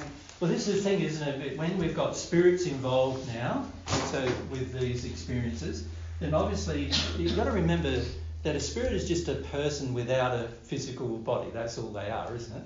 So if I've become very capable of handling my interactions with every physical person that I see, and I'm able to deal with all of that emotionally well, then can you also see, because I'm now really sensitive emotionally, I'll be able to very quickly feel whether it's the feelings of a person who's on earth, because actually many of the thoughts that enter your mind are actually feelings of other people on earth, or spirits. So in other words, whenever somebody has a feeling of wanting to harm me, on earth, they're on earth, I feel it. There's a thought package, just like there would be in the spirit world. A thought package gets created and it gets sent to me, right? So when you feel hatred towards a person, there's a thought package that gets created and that gets sent to the person you hate, right? Now, if the person's sensitive emotionally, they'll be able to feel that thought package is there, and if they're unable to resist the thought package, in other words, they already feel quite bad about themselves in some way or other, they may then receive that thought package into themselves as if there's some self-hatred, feeling of hatred of self, right?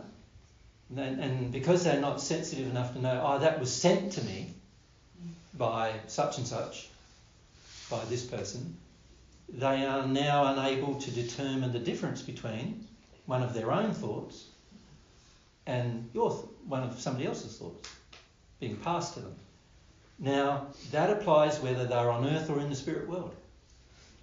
Right? You have the ability to receive thought packages wherever you are, from any source, whether that source is spirit or earth. Right? Because they're just people creating packages, creating thoughts, having feelings about you.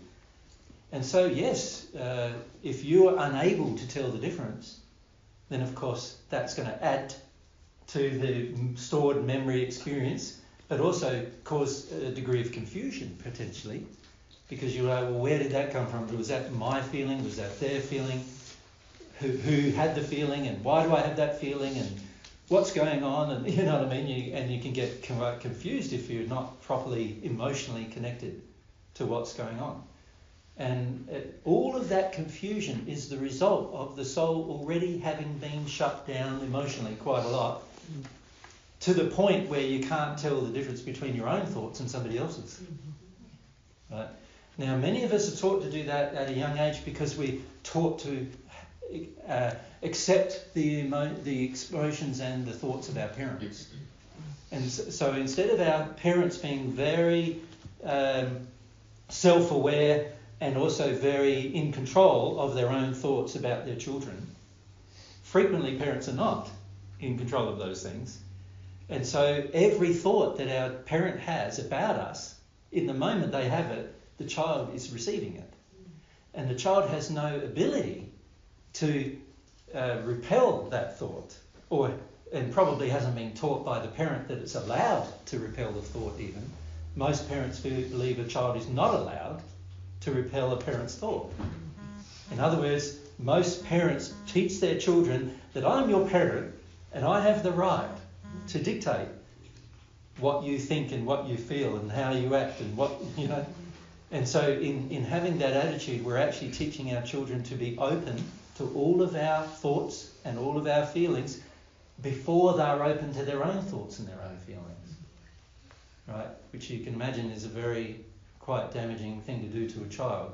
So now when the child grows up to be an adult, it can't tell the difference between its own thought, somebody else's thought, where it came from, why it came, and none of those things can be determined. And that, of course, is a part of the sin of the parent, creating that openness and not teaching the child that it can do something different to that. Yeah. So rather than answer the individual question, that's generally what's happening. Yeah. I have another question. I would like to know this shows, I think, that my interpretation of the experience is maybe a sin, not just a memory. Well, any memories that get stored that are in disharmony with love are automatically sins. Okay. So what that means is, let's say you have a memory, and let's say the memory was, let's divide it into two different memories. One where something came to you from another, and then something that the other being something you did. So let's look at the first one first, where something came to you from another. So an example of that is your mum didn't approve of you when you were enjoying the company of your father. Right? So let's say the feeling she had, she was angry with your dad, and the feeling she had was that if you are in agreement with dad, then you're not in agreement with me. You know, you and I have got problems now, right? So that was the feeling, and she projected that feeling at you every time you spent any time with your dad, let's say. Now that will be stored in you as a memory and an experience, but it'll also be stored in you as a belief that if you display too much attention to a man in the company of other women, those women will attack you. Okay. Now that is a sinful belief, right? Because you don't know whether they will or not, and it's also out of harmony with love. Whether they attack you or not, you can handle it. But the belief is, I can't do it, right?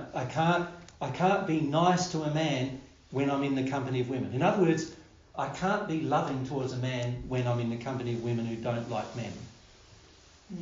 Right? Now what will happen then is you'll start acting upon it. So whenever you're in a private relationship with a man, you'll treat him quite well. You know, like you have a good, happy experience. But as soon as there's another woman around, you're going to reject the man. Every time. So you're now sinning by rejecting the man. But it's based upon a belief that says, I won't get the women's approval if I accept the man. Right? So that's an example of a memory, which I had all of these different parts to the experience, but also getting stored emotionally, and you had an assessment. The assessment was, my mother, but see, we don't think of it as a child like my mother, we just think of it as all women in authority, all women who have power over me, are going to be disappointed if I like spending time with a man. That's how we'll feel. It'll be a sin, because it's out of harmony with love, but it would be a feeling that we feel is real. That makes sense? So that's if somebody else did something. So let's look at the second scenario, where you do something. So let's say you decide to tell the truth to somebody. So let's say you did something wrong in the past, but the person you're telling the truth to didn't know that you did it, but you decided it's right to tell the truth. So in that moment you're saying, it's right to tell the truth, your conscience is bothering you and you feel like you need to tell the truth, so you tell it. And the person reacts by attacking you. Now, if I am not morally sound in that circumstance, I will start to feel that it's unwise to tell the truth. Because usually people don't want to hear it, is what I'll tell myself. So what I will do then is I will set up a belief that supports that I shouldn't have to cope with somebody's anger in the state where I'm telling truth. So what that means now is I'm relating truth to people's anger, and I'm also, which is actually not the reason for their anger, right? But I'm relating it and in my own assessment, I'm saying they're angry because I told the truth, rather than they're angry because they just didn't want to know the truth. It's got nothing to do with me telling it. It's got everything to do with them. Instead of doing that, I go, it's my fault that they're angry. And why they're angry is because I told the truth. So now, if I'm not careful, I'll set up a belief that says telling the truth is bad. Because people always respond angrily, and if they're going to respond angrily, then I don't want to do it anymore. So now I'll be tempted from then on to justify that experience and lie whenever I have the opportunity in order to prevent people's anger. So you could say that the emotion, the memory is stored and the belief was created now, the belief being that telling the truth is unwise. Telling the truth is always going to result in people's anger. Right? And ironically, the more I have that belief, the more God's laws are going to have the attractions trying to confront the belief. So the more I have to tell the truth, the more people will get angry at me now. Until I confront the belief and go through it all and release the belief, that's what will be happening from now on. Right? And once I release the belief, I can tell the truth and people won't get angry at me anymore, probably. Right? Or you could say some will get angry, some might not, but it won't be your fault either way as to which path they chose. But because before you joined their response to your own action, you created a false belief which was sinful, that then causes you to take the continual action in the future. Right? So these are the kind of things we do. We're very slippery. We're slippery emotionally, you could say. We don't want to feel certain emotions, and so we end up creating these belief structures that support us denying emotion of all sorts. And these belief structures then force us into, or you could say we're choosing to retain them, but the beliefs we've chosen to retain are going to force us into future sins. We'll do more things out of harmony with love because the beliefs are out of harmony with love, and therefore what we choose to do based on those beliefs are going to be out of harmony with love as well. Yeah. Just to add on the example that you mentioned between the mother influencing the child. Yep. How does that relate still the mother and child but at an older age? If the mother has some influence over the child during its childhood, then of course when the child is 40 and the mum's 60, she's probably still going to have the same level of influence. So it still does. Okay. So until the child releases the memory or the sin, and then mother's attitude will have no more influence. Yeah. Of course, mum's going to be pretty angry. Exactly, and mum still controls. Well, she'll try to attempt to. Even as an adult, she will control the... Well, no, she'll attempt to. Oh, attempt, okay. And how much the child allows will be how much control she has. This is but why if the child does not know, even as an adult... Well, it's not that you don't know, because you're feeling the pain of it. So often you do know. You just tell yourself, it's too hard to repel her. It's too hard to say no. But that's a lie. You're telling yourself, of course. So it's out of harmony with truth. It's not too hard to say no. You just say no, and then you don't do it. That's all you have to do. And then when she tries to browbeat you into doing it, you say, out of my life, Mum. I don't want you in my life. Why are you going to do that? But the average person isn't prepared to do that because they're not prepared to feel the emotion that they've no longer got a relationship with their mother. So they don't want to feel that emotion. Right? And by the way, she's not your mother. God's your mother. Right? So don't want to feel that emotion, and so you end up accepting the behaviour. This is where we sin by omission, because we're basically accepting from other people behaviour that is unloving, and the main reason why we are is because we don't want to take action, more loving action on our part, if it means there might be a conflict with those persons. Right? And so this is like sin, that again, memories in our souls. Every time I had a conflict, I always felt guilty afterwards, but that's just a memory based on your mother or your father making you feel guilty every time you had a conflict in the past. Right? What you've got to do if you're connected with God, you go, is a conflict worthwhile?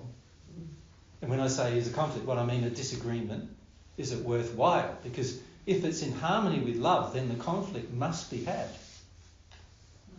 Right? And when I say in harmony with love, what I mean is if somebody is trying to push you into doing an unloving thing, or they're being unloving in their attitude towards you, it'd be loving on your part to not accept that.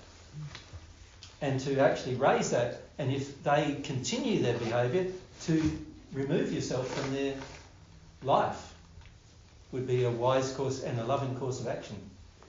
but the average person's not prepared to do that. Yeah. And so they accept the behaviour and they say, oh, but why does my mum still have influence over me when I'm 40? Well, it's because you're letting her have influence over you. And there is a predisposition towards it, which is a sin inside of the child, who is now an adult. But there's also obviously a sin inside the mother, thinking she can get away with it. Right? And both sins need to be addressed, really. If there's ever going to be a loving relationship in the future, both sins would have to be addressed. Yep. So the memories that are stored in the soul, yep, that are sins because of the beliefs and the everything behind it that's causing you to act on it. Correct. But when you clear that, the memory's still there. You still remember the event or whatever, but the drivers behind it are gone. Spot on. Okay. The cause. Yeah. You can say the drivers behind it are the cause of why you choose to sin in the future, right? Yeah. So if you get rid of the cause, can you see you'll no longer sin in the future? Yeah, but the actual memory of the event's there, but there's nothing behind it. Yeah, well, the memory now does have no emotional signature to it, because there's another factor of the soul you must consider, and that is when this soul experiences emotions completely, it no longer stores the emotional side of the memory. Okay, that's. So all it stores is the sight, the touch, the smell, the taste, and everything. Yeah. The actual intellectual memory, you could say, and sensory memory, but without any hard emotions. That's what I was asking. Thank you. Does that make sense? Yeah. So when this soul chooses to feel its emotional response to the memories, then the memories dissipate in their power to affect you in the future. Okay. And that's what is called forgiveness of sin. So there's two ways to have sin forgiven. One is that God forgives your sin. In other words, God removes the emotional signature of the memory from you. That's one way. To do that, you have to become aware and awaken to sin and repent for it. The second way is that you get to a state of forgetfulness. In other words, emotionally, you've forgotten what it felt like to want to do that thing. Okay. And so there is a statement, if you read the Paget messages, for example, there's a statement in there that says, forgiveness is forgetfulness. Mm-hmm. And that's what it means. Forgetfulness of the feelings, the emotions. Yeah? So the intellectual memory remains, and the sensory memories remain too, by the way. So you can cast your mind back and go, yes, I saw the picture there, and I saw the sight there, and I heard this sound there, and I heard this experience there, and I did all of that, but I no longer have any bad feelings about it. Makes sense? The benefit of doing it with God, though, isn't it, is that you can become wise in the process. You actually, because you, in that forgiveness, when you open yourself up to feel God's forgiveness and allow the cause to be removed, there's love involved in that. And so actually the memory no longer holds negative emotion, but now you're actually wise as to the loving laws that govern that experience, the loving action to take in response to similar experiences. Yeah. So it's actually a growing of wisdom, not just a forgetful process where you think, oh, I won't engage in that anymore and I no longer feel negative about it. Involving God in that process is a much more complete experience. Yeah. Where now you're putting the same possible experience in the future and you know exactly what to do instantly. Yeah. And you can respond in a very loving way towards yourself and everyone. Yeah. So you don't even have to think about it anymore. So when you're in a state where the emotion is still there, if you want to do the loving thing, you've got to go, hang on a sec. The emotion's saying I want to yell and scream at this person, but I can't do that. It's not loving to do that, So what do I do? Like maybe I withdraw from them, or that's unloving too from God's perspective, so that's not working either. And then and you try to use your mind to try and resolve the fact that you just want to go and yell and scream at the person. Or pander to them, or whatever you want to do. Or whatever it is you want to do. And so you can see that if I get rid of the emotional belief, which is driving my faith for my future actions, if I get rid of that, then I no longer am confused about what to do either. So now I can make decisions, instant decisions that are going to be loving every time. Yeah, without having to think about them. Yeah. And in fact, you get to the stage where you don't think about any decision at all. Every decision is emotional, and every emotional decision is loving. In other words, in harmony with God's love. Yeah. Do my sins and false beliefs and my soulmates, do they impact my Well, what happens, this is questions that are commonly asked. We have talked about this it a lot. in Portugal. I think we might have talked about it here last weekend. And I think also in Canada. Yeah. But fundamentally what happens when you arrive on Earth, most people are not consciously aware they have a soulmate. And so there's very, very little emotion and memories that are passing between the soulmates. So in other words, you're acting like you're an individual rather than your whole soul being the individual. And you're taught that from childhood, that you're an individual, not your whole soul. Because of that, the average person doesn't have feelings for their soulmate. Right? The feelings for their soulmate begin to be triggered during puberty sometimes. Right? And that's where you start feeling your sexual attractions and other things. And so there's some feelings that start passing back and forth there. But unfortunately, because of the sins that we have in our soul, it's like a barrier between the two. This is why I've drawn them separately. Is that there's like a barrier between the two where not much information can pass between the two halves. Now, of course, if you were brought up differently to that, let's say your mum and dad were celestial spirits, but they're on Earth, and their mum and dad were as well on Earth, you can imagine now, as soon as the two souls are born, there's already emotions passing freely between the two halves. So one person's experience becomes the other person's experience as well, right? That's what would happen under those circumstances. Beautiful. Yeah, it'd be beautiful. Yeah. But unfortunately, for all of us that have ever lived on Earth up until now, of course, there's been this barrier. And this emotional barrier has some benefits as well as some drawbacks. Benefits being that your soulmate has experiences, and unfortunately they're going to have to go through their own experience, and you don't have to go through their experience for them. But eventually what will happen is that once you've felt enough of your own experiences and start having a longing to feel your soulmate's experiences, then you'll be perfectly okay having some of their experiences. And in fact, to get to a union state, which is the 36-sphere state, you have to do that with every experience.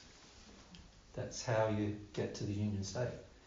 There are no barriers between the two halves anymore at all. No feeling barriers, no emotional barriers, no memory barriers. They're all them, like Mary's memories and my memories, my memories, Mary's memories, and so forth. And even your desires are the same. My desires are her desires are my desires. And that's the more you get rid of the barriers, that's what eventually happens. But when you begin, because of the separation and also because of the education of your childhood, a lot of that doesn't even start until puberty, where you start having some sharing of feelings. And even then, mostly they're only sexual in nature and not based upon anything else. Because there's so much separation. Make sense? Thank you. What about the emotion of love? Does your soul hold on to that, or does that flow through you as well? God designed every emotion to pass through you. So love is not something you would hold on to. You would let it pass through you. You get to a stage, though, when you're at one with God, that the love is passing through you all the time. It's not the same love as it was 5 seconds ago, right? Because that emotion has already passed through you. But there's a constant flow of love passing through you. Does that make sense? So you get to the stage where all emotion passes through you, and the ones that are loving can continue to pass through you all the time. How do you build up God's love then? Because God's love is transforming our soul. Well, God's love is transforming your soul in the way that it's changing the nature of your soul and its capacity to feel. So you could say, firstly, it comes into your soul, it changes the design of your soul. But doesn't store it. Sorry? Your soul's not storing that love. No, it's passing through you, but the work it does as it's passing through you is this work of changing and transforming your soul. In other words, you become in such alignment to God's feelings of love for you that now you're feeling his love for you constantly. And that his love for you is passing through you all the time. So now that it's having the effect of passing through you all the time, every decision you make and every action you take is going to be harmonious with the love passing through you. Because if it wasn't, then the love would stop passing through you. Right? And so you get to a stage when you're at one with God where the love is passing through you all the time to the extent you've asked for it. Right? And there's no sin stopping it or preventing it from passing through you. And so what happens is now the love is passing through you all the time. So now you could say you're permanently connected to God's love and the flow of it passing through you to the degree that you've asked for it. But that degree would have to be enough for it to be permanently passing through you all the time, if that makes sense. And even if by that stage it's just a trickle, you could say. It's not like a rush. It's sort of like a trickle of God's love passing through you all the time. Now you could say you're at one with God. You're also conscious at that point that you're immortal. You're conscious that you can't ever really do anything that's unloving anymore in your soul. You can't do anything that's unloving anymore. And that then guides your actions. So, and the reason why it guides your actions is that you're not thinking about your actions. Anytime you go to do something, you automatically feel the harmony with the love or the disharmony with it, right? And anything disharmonious you can't do. You don't even want to do it. You have no desire to do it. And physically you can't do it anymore. You follow? Yep. That's a very good segue into the title of the talk, isn't it? Actually, the relationship between sin and your relationship with God. Yeah. Can you see what the problem of sin is from that explanation? Mm-hmm. Every sin you have is like a block to the flow of God's love. Right? So every sin you have stops God's love from flowing through your soul. There's a lot of reasons why it does, but one of the main reasons is because every sin creates an insincerity inside of you to desiring love in harmony with God. And you can't ask for it at that point. You can't ask for it anymore because your sincerity, which is the way God measures whether you want it or not, is now tainted by the sin. The sin is saying, I don't want it. I don't want the results of it. I don't want to feel it. I don't want to act upon those feelings anymore.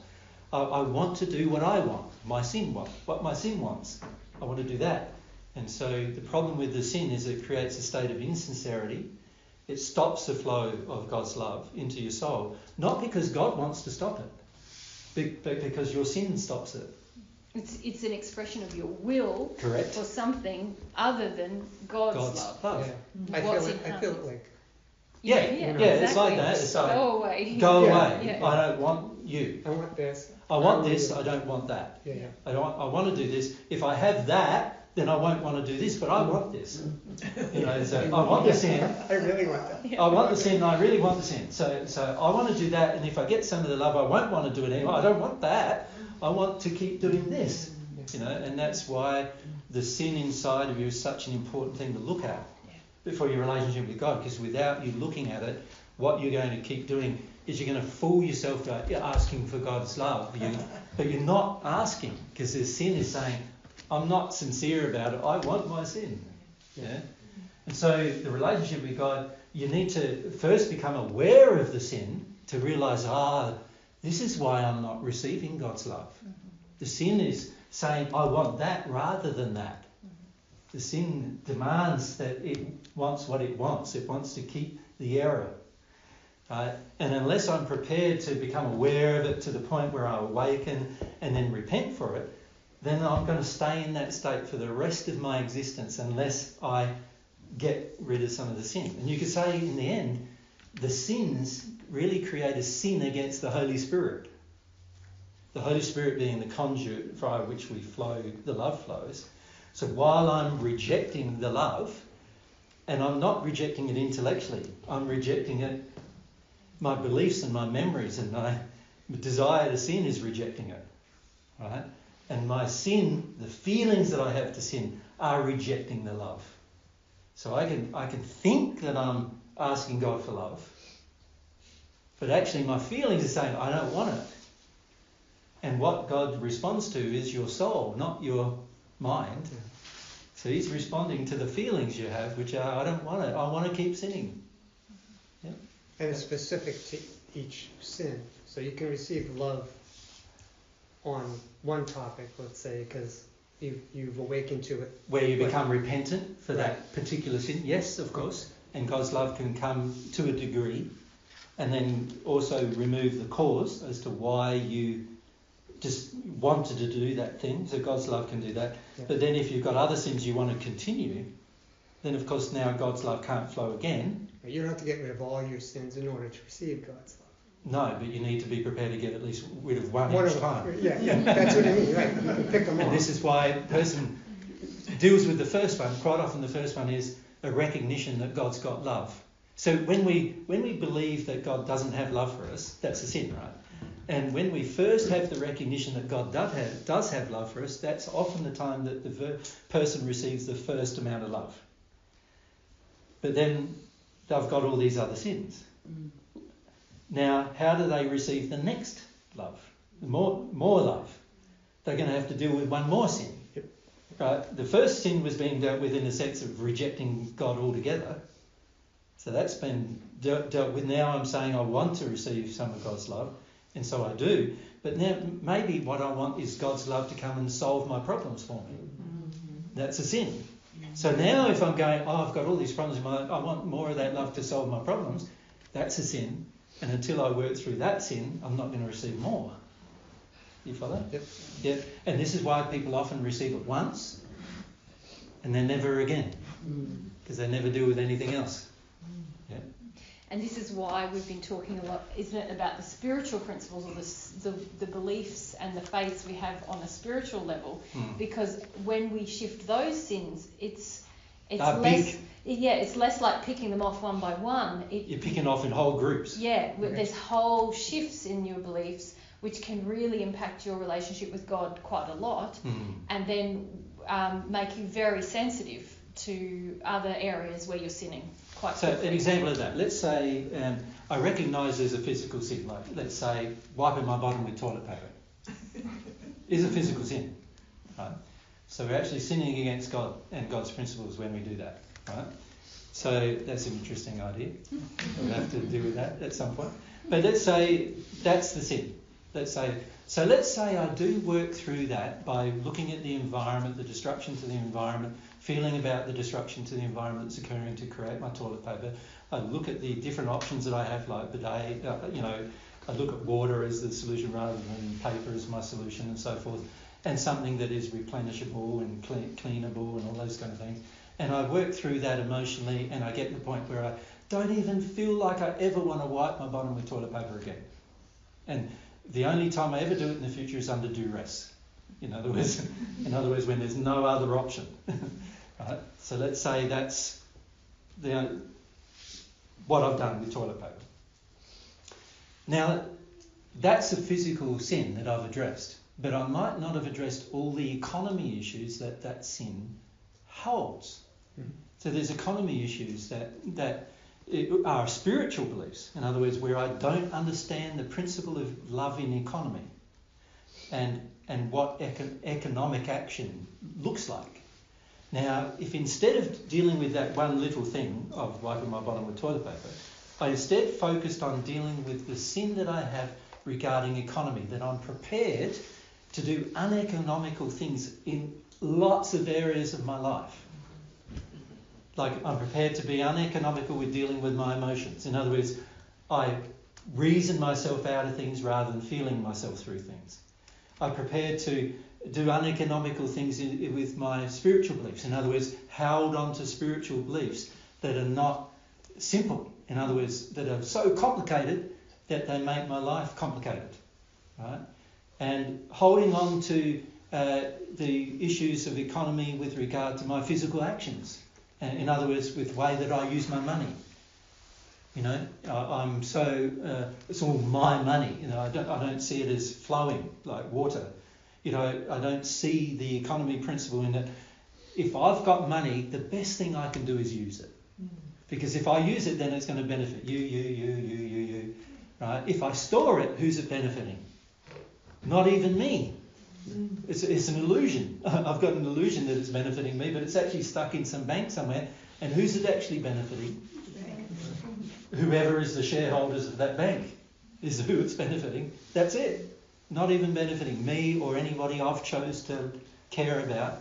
It's getting stored. So it'd be far better if I learned how to use my funds as a part of that principle of economy. So you can see that if I have the proper principle of economy, then it's going to affect, like, there's going to be changes, wholesale changes in my life, like right across the board, including me wiping my bottom with toilet paper.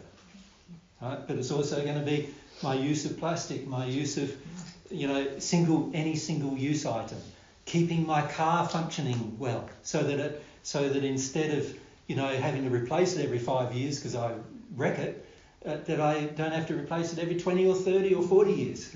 That kind of thing, where I get the maximum use out of the thing that is being created.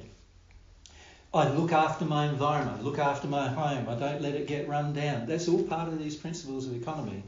And if I deal with the principle of economy, all these areas of my life will change. Like hundreds of areas of my life. Does it just expose them, or will they actually change? Well, as I deal with the sin that I have, which are the emotions driving me to make the decisions I make currently, then of course, once I deal with the sins that I have about the principle of economy, I will see everywhere where I'm being uneconomical. And no longer feel drawn to the lack of economy. So a lot of times we lack economy because we're lazy, or we're fearful, or we'll say, oh, I've got to deal with that fear, I've got to deal with it, and it will be highlighted immediately. And some of it will already be gone as you're dealing with just loving economy, receiving that truth. Do you still then have to go to each individual sin? Or you will automatically do that. No, you just will change your actions, but you won't have to deal with an emotion about every single part. Because you've dealt with the economy issue as a large issue. So you can deal with the small issue, like just wiping my bottom, which is an economy issue in a tiny little area of my life. Like it's a 1 minute process of your life, once or twice a day, let's say, where it's being affected. But then there's other areas of the economy issue that are affecting every single decision that you make every single day. And so isn't it better to deal with the economy issue as a big issue that then will affect all of those areas of your life, not just the area with regard to toilet paper? And that will release the cause. Well, once you're repentant, you've got to become aware of what you need to be repentant for. So once you start seeing, this little toilet paper issue is a part of a much bigger problem. It's the big problem of what I think is economical and what I think isn't. It's what I believe to be economy versus what I believe isn't economy. And once I start going, I can start talking to God about, this is a huge issue in my life. Like, this is not just a little toilet paper issue. This is a huge issue where everything I choose to do, for the most part, is uneconomical. It's like for a lot of us, we think what we call economy is actually expedience. What's good for me what requires the least effort or finance for me. But when you... Can I say it's even uneducated expedience? Yes. Because a lot of times the other things are even better. But, that's right. It's just our flawed viewpoint of those things. Yeah. And when you come to want to deal with those things, then you start to open up to God's truth about, economy actually is not just about me. It's about everything and everybody. Environment, all of you. How I use my money affects all of you. Yeah. And if I'm truly economical, I value the resources of everyone, not just me. But as you deal with those emotions that are opposing that truth, if you like, then that will affect how you behave in all areas of your life. Yep. And that won't be a hugely drawn out, dragged out, I've got to deal with a feeling about each of these things. because the global governing feelings, the desire for the sin, which is the belief about economy that you hold, will be gone.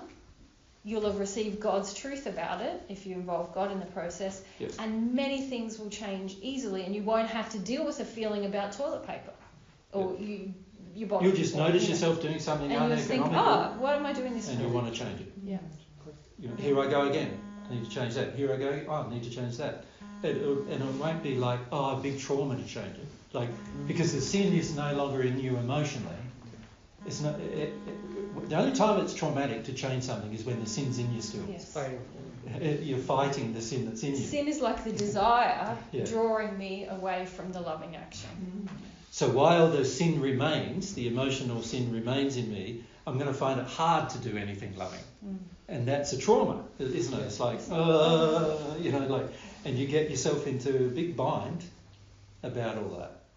But when it's just once you've dealt with the sin and the feeling in you is no longer to do it, when you notice an action that's like uneconomical, it's going to be easy for you to change it. It will also be easy for you to know how to change it. Right. Because the sin stops you from knowing how as well. Your sin is like a prison that says, I can only see this far. I can only do this far. These are my options. I can only cope this far. Yeah. And it's not logical. Yeah, it's not logical. It's just, you think it is, but it's not, right? And so the sin is like a prison that says you can only see a certain distance, you can only hear certain things, you can only listen to certain things, you can only analyse certain things. Everything else is like, I don't want to know about it. The sin is saying, I don't want to know about it, right? I don't want to know. I don't want to know that people are lying to me every day. I don't want to know that, you know, I want to believe that everybody's nice, right? I want to believe that I'm coping. I want to believe that I'm not sad. I want to believe. So you could say the sin is saying, don't face reality. Can you see that? So saying, God says this is real. You're going, no, it's not. Your sin is saying, no, it's not. Your sin is saying, no, it's not. You know, like you're talking to really God saying, no, it's not real. What you've created is real, not real, is really what the sin is saying. And it's also saying that what us humans have created is the only thing that's real. Right? If you look here in this environment, what's the only things that are real? If you didn't maintain anything here for 10,000 years, what would be left? Nature, trees, animals, birds, creatures, because of the life cycles and everything. Would this be here? No. This building? No. Right? This building wouldn't be here. Would the cars outside be here? No. They'd be recycled by then, right? By the environment, right? Rust and all sorts of other things. They'd be recycled back to the earth, probably to dust, right? You know, the house, would that be here? No. Would the roads be here? No. It'll all be gone, right? So what is real is the things that God created to be permanent, and everything else that humans have created is only real for a short period of time, isn't it? Right? And that's really like our sin. Our sin is creating all of these things that are not permanently real, but we think they're real. So when we say, let's go to Durham, right, which is what, it's part of the 3 cities here, isn't it, in this region, you think that's a real place. But from God's perspective, it's, you know, in 10,000 years' time, it's not going to be there. Right? It's going to be a whole heap of processes that happen to the earth in between those times and here now. It just won't be there. There'll be all sorts of things that happen. And unless human sin maintains it, it won't be there. Right? Because God's whole universe is created to destroy your sin, which also means destroying all the creations that we have that are all part of that sin. Right? The whole universe has been created to do that. So we've got to stop thinking that what we humans have created is real, including our sin. That's our thing that we believe is the most real. Right? And we've got to start seeing what is real. What is real is what God's created, and all we've got to learn to do is live in harmony with it for the time we're here. Then we'll have a great life. Right? That's how we have a good life. Yeah. Now, what's the time? I think it's 1:00.